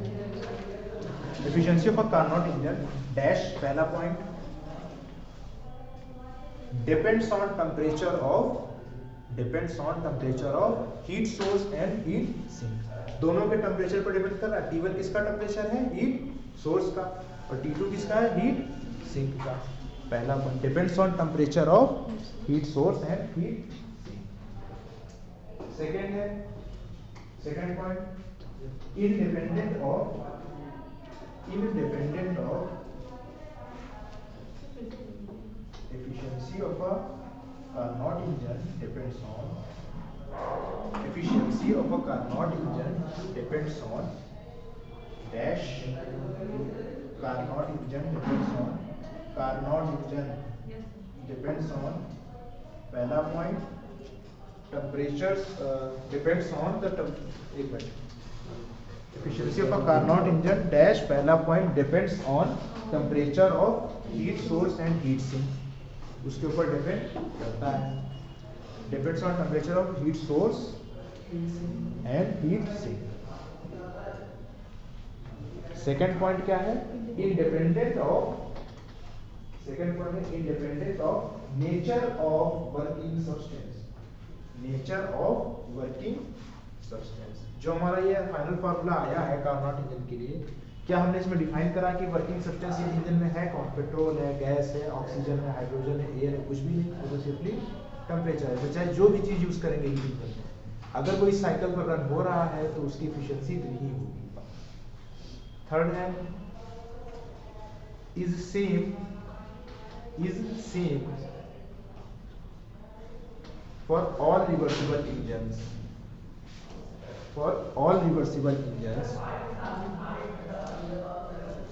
between same temperatures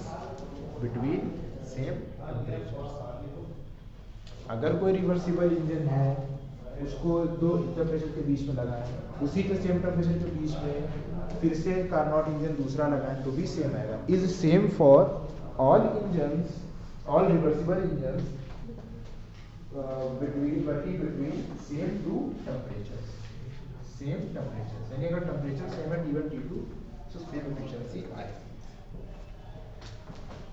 अब ये बताओ इसकी एफिशिएंसी 100% आएगी कितनी आएगी लेस देन 100 क्यों क्या हाँ क्योंकि T2 है ना कुछ हीट रिमूव हो रही है ना रिलीज हो रही है सेकंड लॉ क्या कह रहा है कि हमेशा कुछ ना कुछ हीट वर्क में कन्वर्ट नहीं हो पाएगी कुछ ना कुछ हीट रिलीज होगी so therefore is always less than 100% fourth point is always less than 100%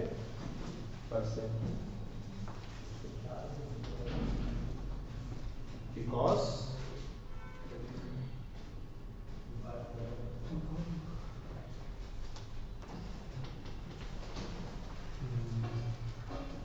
there is some heat released.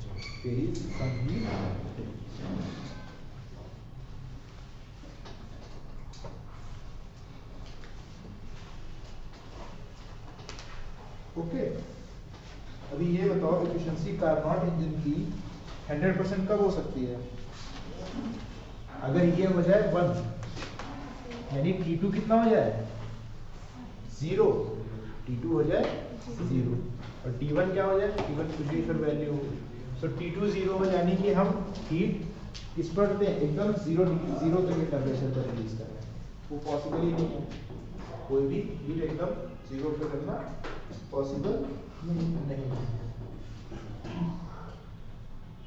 तो इसलिए 100% एफिशिएंसी नहीं हो सकती अगर ये टेम्परेचर दोनों इक्वल हो T1 और T2 बराबर हो तो उसकी एफिशिएंसी कितनी आएगी T1 और T2 अगर बराबर रख देंगे कितना आंसर आएगा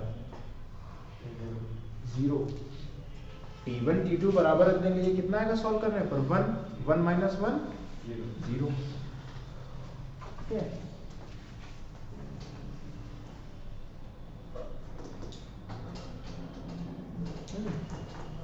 अब ये बताइए कार्नोट इंजन क्या असल में हम बना सकते हैं बना ले सबसे बढ़िया इंजन है अगर क्यों नहीं बना सकते क्या रिवर्सिबल प्रोसेसेस बना लेंगे नहीं बना लेंगे क्या आइसोथर्मली हीट ट्रांसफर होगा कुछ हमने आइसोथर्मल हीट ट्रांसफर करा था ना क्या आइसोथर्मली हीट ट्रांसफर होगा दो बॉडीज हैं 50 डिग्री क्या हीट ट्रांसफर होगी इधर से उधर होगी ही नहीं ठीक है सो यही सब चीजें हैं इसको क्योंकि तुम लोग के उससे मतलब नहीं इसलिए मैं नहीं लिखा रहा हूँ ठीक है बता देता हूँ सिंपली प्रॉब्लम्स क्या क्या है अच्छा ये एक थैली डाल के लिख लो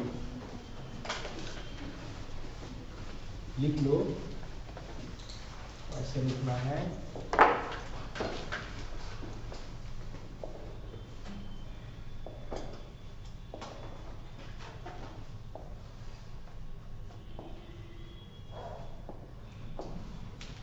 ये चाहो तो ये नहीं बना सकते हो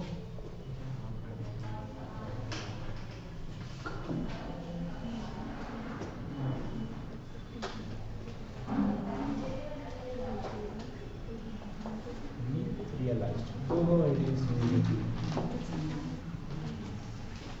ओके, पहला क्या है,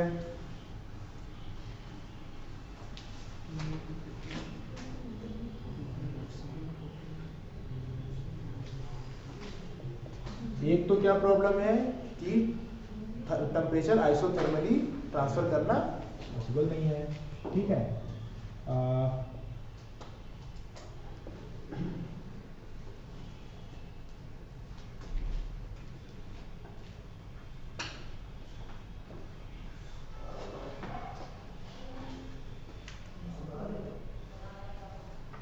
Infinite time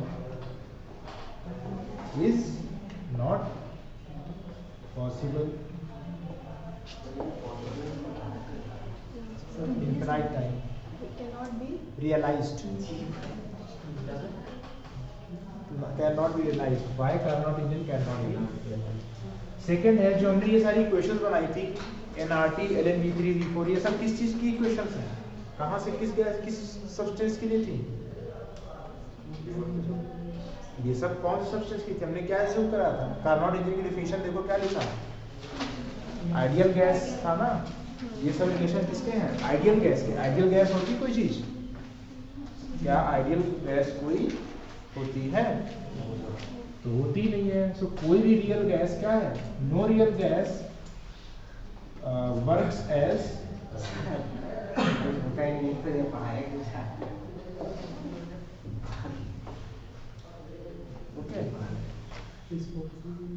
डिसिपेटिव इफेक्ट। जो फ्रिक्शन है, क्या फ्रिक्शन हम पूरा खत्म कर सकते हैं, dissipative effect can not be made zero और completely removed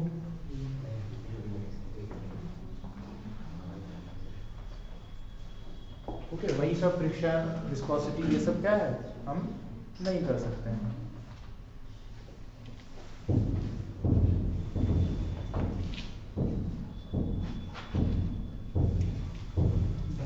expansion and compression क्या है, क्योंकि हमने रिवर्सिबल बनाए थे,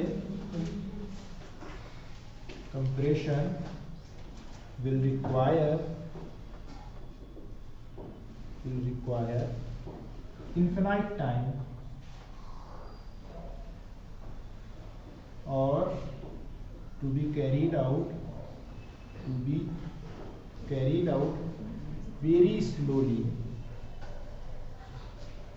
which is not practical। अगर कोई इंजन है उसे 3-4 साल लग रहे हैं हीट ट्रांसफर करने में, या 3-4 साल नहीं 7-8 घंटे भी लग रहे हैं एक साइकिल कंप्लीट करने में, तो वो हमारे यूज का नहीं है, ओके।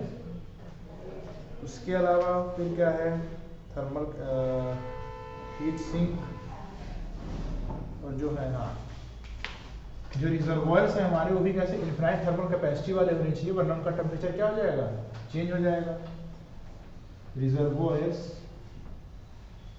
कैन have infinite, हम सिंपली ऐसे लिख दे रहे हैं, thermal capacity।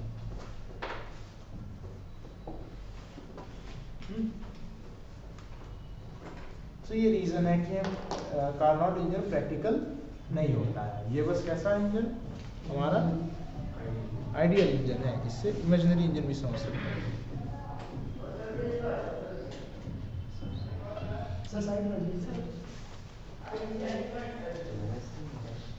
इसमें ये पांचों पॉइंट समझ में आया क्या है, कोई दिक्कत तो नहीं है। इसका कभी कोई क्वेश्चन पूछ देते हैं, वैसे तो इसका खास कोई तुम्हारे सिलेबस पे उससे मतलब नहीं है। इसके अलावा अच्छा, कार्नोट का एक थ्योरम भी है,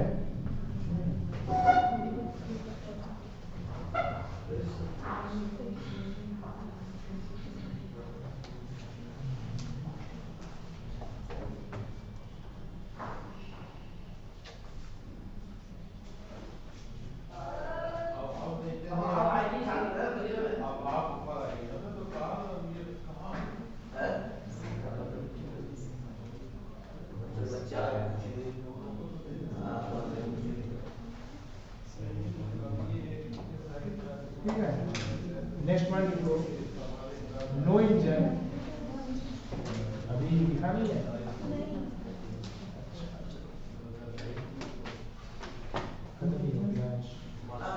नो इंजन, नेक्स्ट पॉइंट लिखना है इसके अलावा, मतलब इसके अंदर नहीं, इसके अलावा। No engine has more efficiency than a Carnot engine. No engine has more efficiency, no engine has more efficiency than a Carnot engine,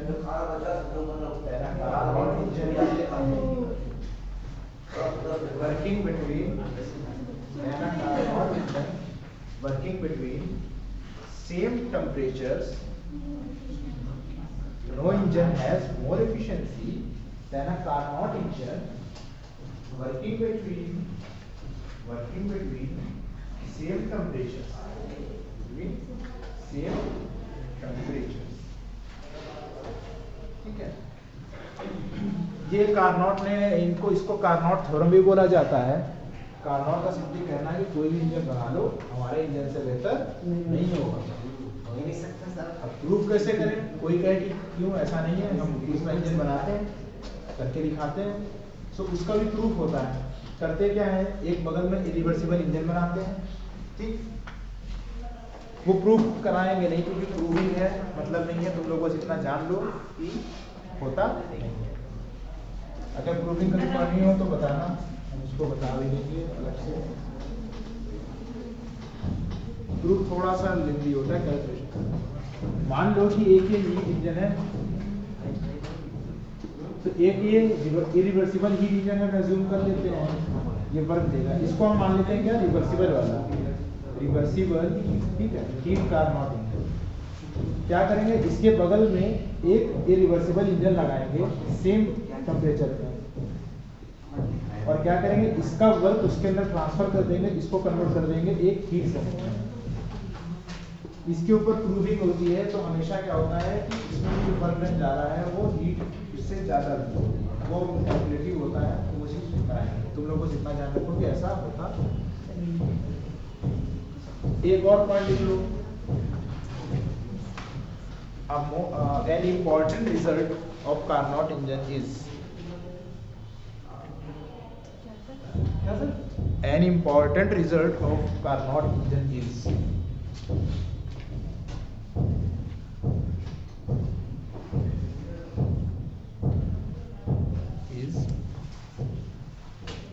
Q1 upon Q2 is equal to T1 upon T2, कि एक Carnot engine heat को remove जो करता है या absorb करता है वो उनके टेम्परेचर्स के प्रोपोर्शनल करता है।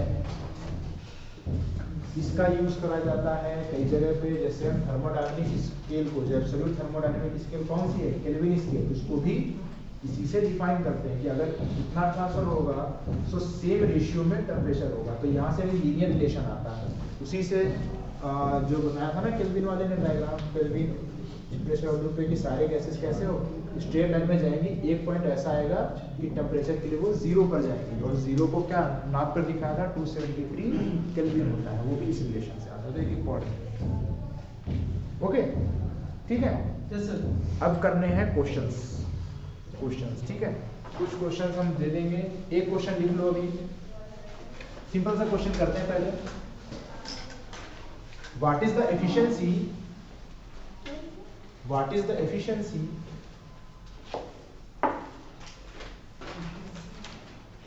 working between what is the efficiency of a Carnot engine? What is the efficiency of a Carnot engine working between ice point and steam point? Working between ice point and steam point.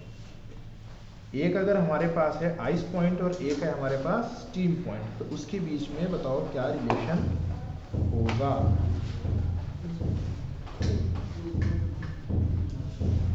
Okay, सो निकालो सभी लोग, कितनी होगी efficiency.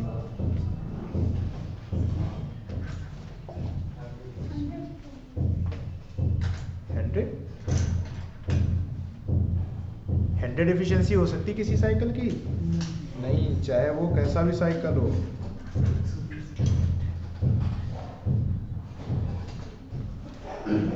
Efficiency हमेशा कम करनी, इसकी efficiency निकालना है।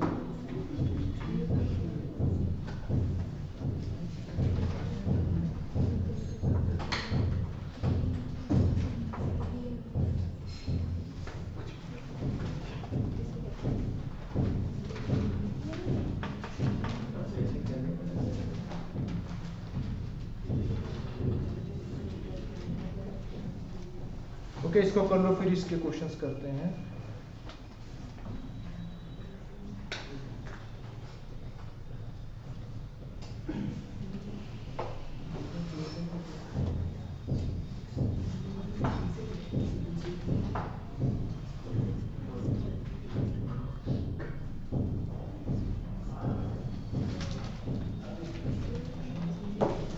कितना आया आंसर?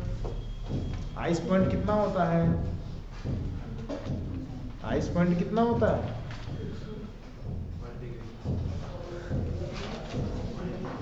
आइस पॉइंट बच्चे को पता होता है 0 degree Celsius.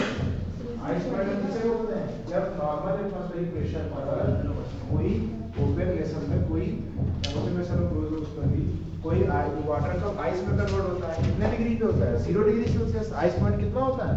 0 degree Celsius. Steam point कितना होता है? तो लिखो ice point is equal to 0 degree Celsius, steam point is equal to 100 degree Celsius. किसी ने क्वेश्चन ये बताओ किसमें रखेंगे? कैलकुलेट में। तो रखो कैलकुलेट में आइस पॉइंट और स्टीम पॉइंट। हमें T1 और T2 पता चल गया ना। सोर्स कौन है, सिंक कौन है? इसमें से कौन सोर्स होगा, कौन सिंक होगा? किधर से किधर हीट ट्रांसफर होगी? हाँ, स्टीम पॉइंट से आइस पॉइंट। इसमें वीडियो हाइयर है केल्विन में। वैल्यूज किसमें कितनी है? केल्विन में। जितनी भी वैल्यूज हैं थर्मोडायनामिक्स में, फिजिक्स में, कहीं भी सब वैल्यू रखो केल्विन में, कभी दिक्कत नहीं होगी जब तक एम्पिरिकल फॉर्मूले ना कोई दे रखा हो जो कि दिया नहीं होगा। ठीक है, अब इसमें फॉर्मूला लगाओ। कार्नोट साइकिल की एफिशिएंसी क्या होती है? कार्नोट इंजन की क्या होती है?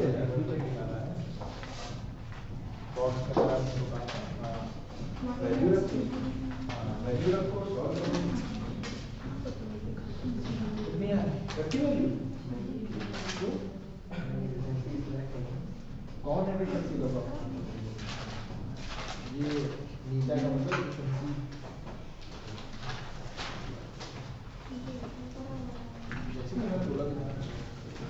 एफिशिएंसी का फॉर्मूला रखो। हाँ, कौन आएगा? इसमें लिख दिया, वो लिख लो।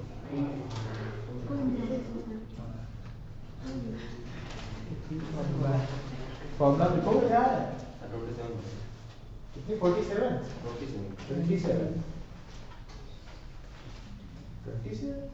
नहीं तो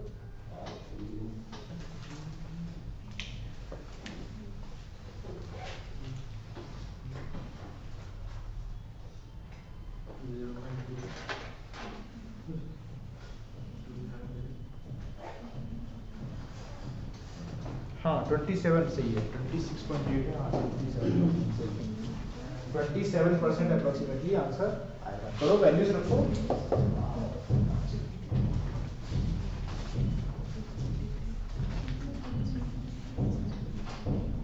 लिखो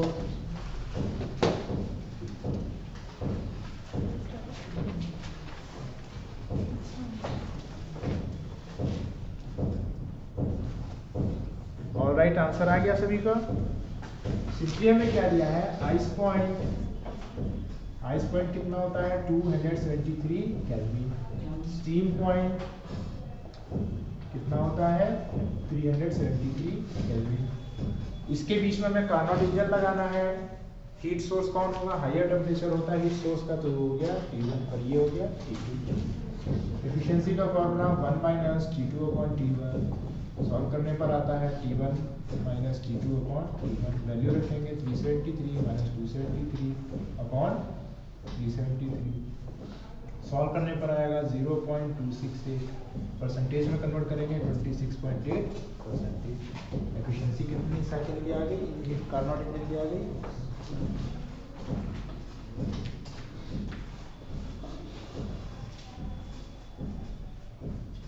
ओके, एक और क्वेश्चन लिखो।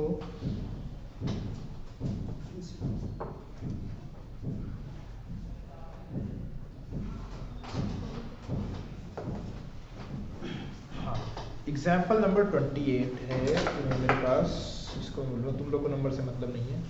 ये क्वेश्चन एक समझने के लिए बढ़िया। अक्सर कंफ्यूज हो जाते हैं लोग कि T1 minus T2 upon T1 कब लगाना है, Q2 minus Q1 upon Q1 minus Q2 upon Q1 कब लगाना। पहले पढ़ा था ना एफिशिएंसी के क्वेश्चन करते, याद है कि भूल गए formula?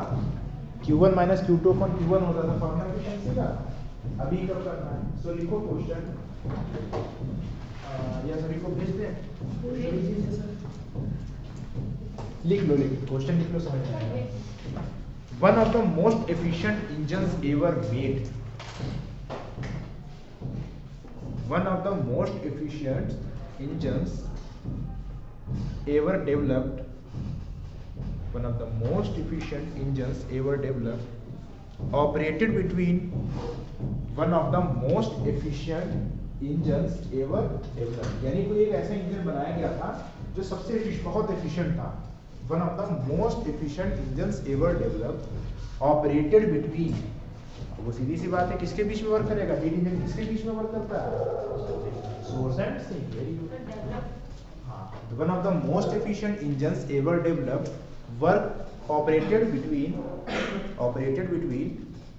2100 Kelvin, 2100 Kelvin and 700 Kelvin and 700 Kelvin, full stop. Its actual efficiency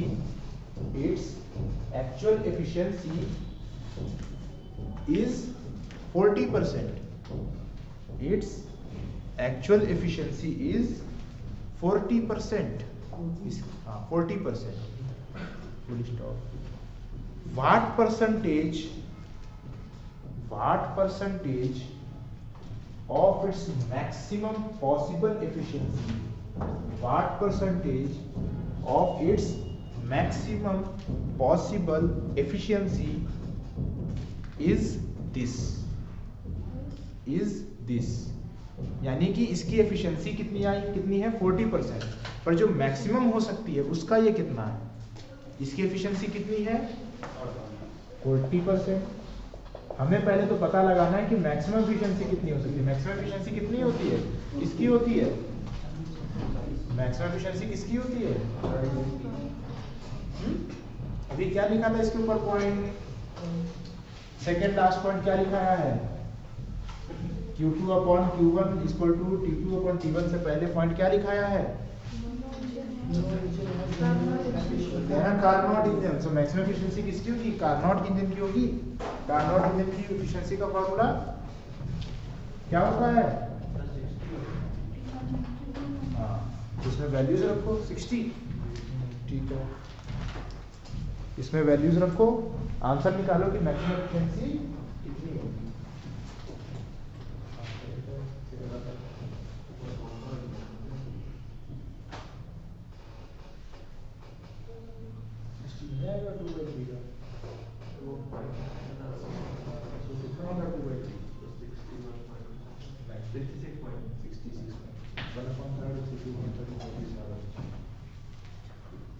ठीक है, हाँ नहीं, 82 कैसे रखा है?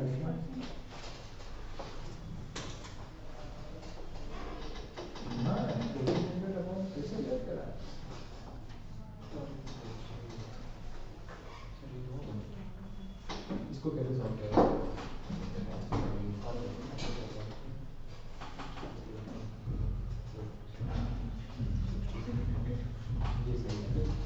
निकाला, वैल्यूज रखी,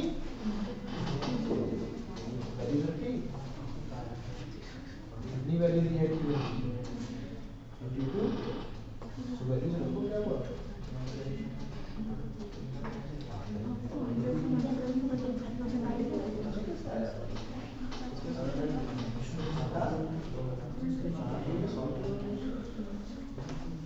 एफिशिएंसी, मैक्सिमम एफिशिएंसी पॉसिबल कितनी आई? 2100 केल्विन था।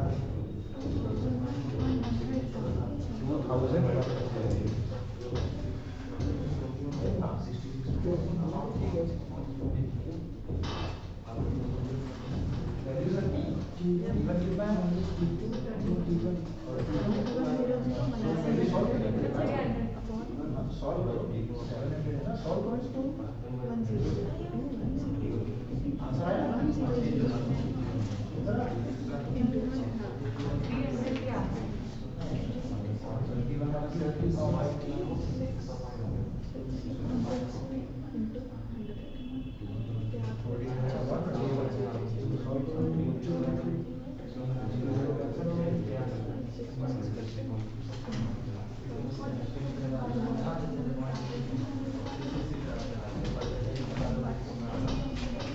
2100 माइनस 700 सोर्स टेम्परेचर है, सिंक टेम्परेचर। सॉल्व करने पर कितना आ रहा है? 2/3। परसेंटेज में कन्वर्ट करेंगे हो जाएगा 66.67%। 66 वैल्यू आएगी, हम बार भी लगा सकते हैं इसके ऊपर। हमें बताना क्या है, एक्चुअल इंजन की एफिशिएंसी कितनी है? 40%। मैक्सिमम हो कितनी सकती है? 66.67%। सो ये एक्चुअल में कितना परसेंटेज कवर कर रहा है? सो परसेंटेज अचीव, कितनी अचीव कर ली है इसने? 40% अपॉन 66.67%। अगर चाहे फ्रैक्शन में करके कैसे करेंगे? 40% अपॉन 2 × 3 भी कर सकते हैं। कितना आएगा?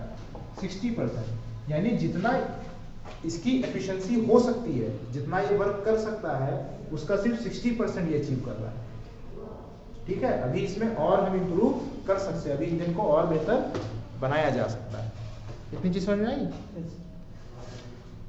ओके, अभी क्वेश्चन थोड़े से प्रीवियस ईयर के कर लेते हैं, उसके बाद और करना। जो हमने फोटो भेजी है उसमें क्वेश्चन नंबर देखो 48, जिसके पास MTG हो, MTG में देख सकते हो। Question number 48 reversible and irreversible processes के अंदर का क्वेश्चन है। सभी लोग देखो।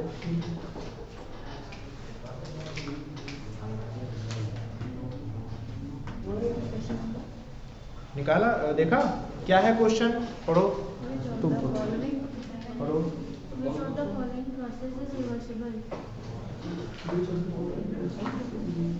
कौन कौन से प्रोसेस दिए? पहला प्रोसेस क्या दिया है? जब हीट बाय कंडक्शन ट्रांसफर होगा, क्या ये रिवर्सिबल प्रोसेस होगा? रिवर्सिबल प्रोसेस में क्या होना चाहिए? टेम्परेचर डिफरेंस होना चाहिए कि नहीं होना चाहिए? नहीं होना चाहिए।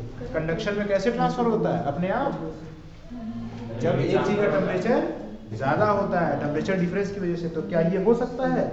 रिवर्सिबल नहीं। सेकंड क्या है? क्या ये हो सकता है? ये भी नहीं हो सकता है। ठीक है, फिर क्या है? ये हो सकता है? हो सकता है। लास्ट देखो, electrical heating of a nichrome wire. Electrical energy कैसा है? हीट है या वर्क है? वर्क है। और वो किस में कन्वर्ट हो रहा है? हीट में। सो जब वर्क से हीट में कन्वर्ट हो रहा है, क्या उसको रिवर्स कर सकते हैं? फिर से हीट को वर्क में 100% होगा? नहीं हो सकता। तो सी वाला आंसर होगा। ओके, हाँ 56 नंबर, 56 इसको पढ़ना है। तुम पढ़ो, जोर से पढ़ना है।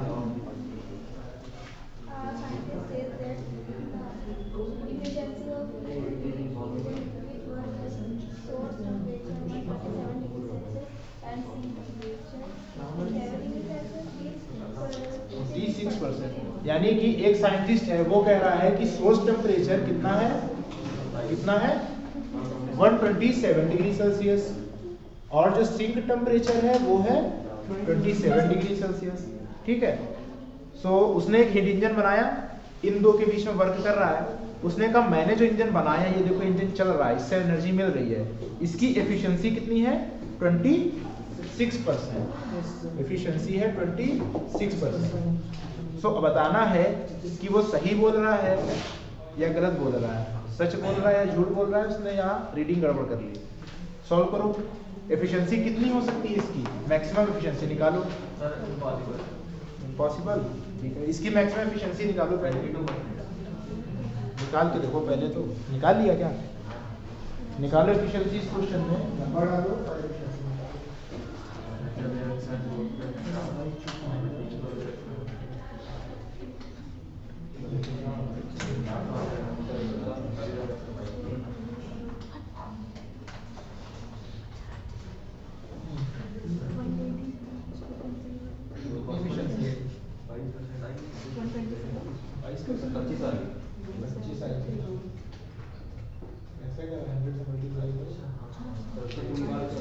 एफिशिएंसी निकाली क्वेश्चन।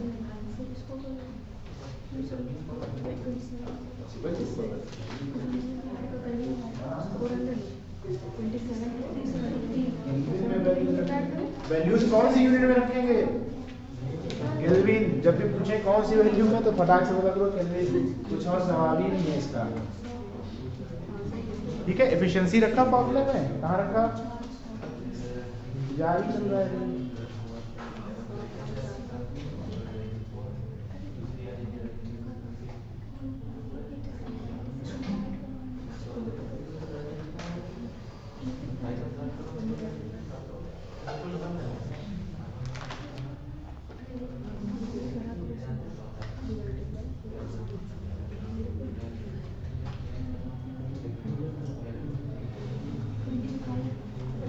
25%। सो क्या साइंटिस्ट सही बोल रहा है?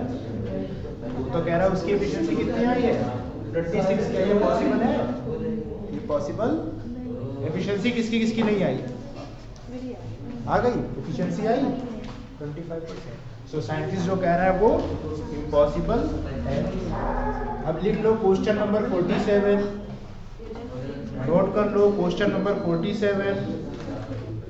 उसके बाद क्वेश्चन नंबर 46,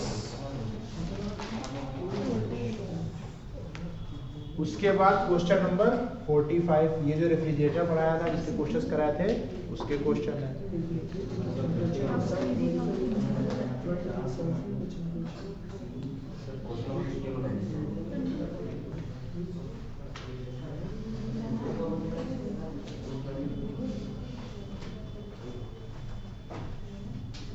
उसके बाद क्वेश्चन नंबर 53 और उसके अलावा क्वेश्चंस हम भेज देंगे, वो क्वेश्चंस को करना।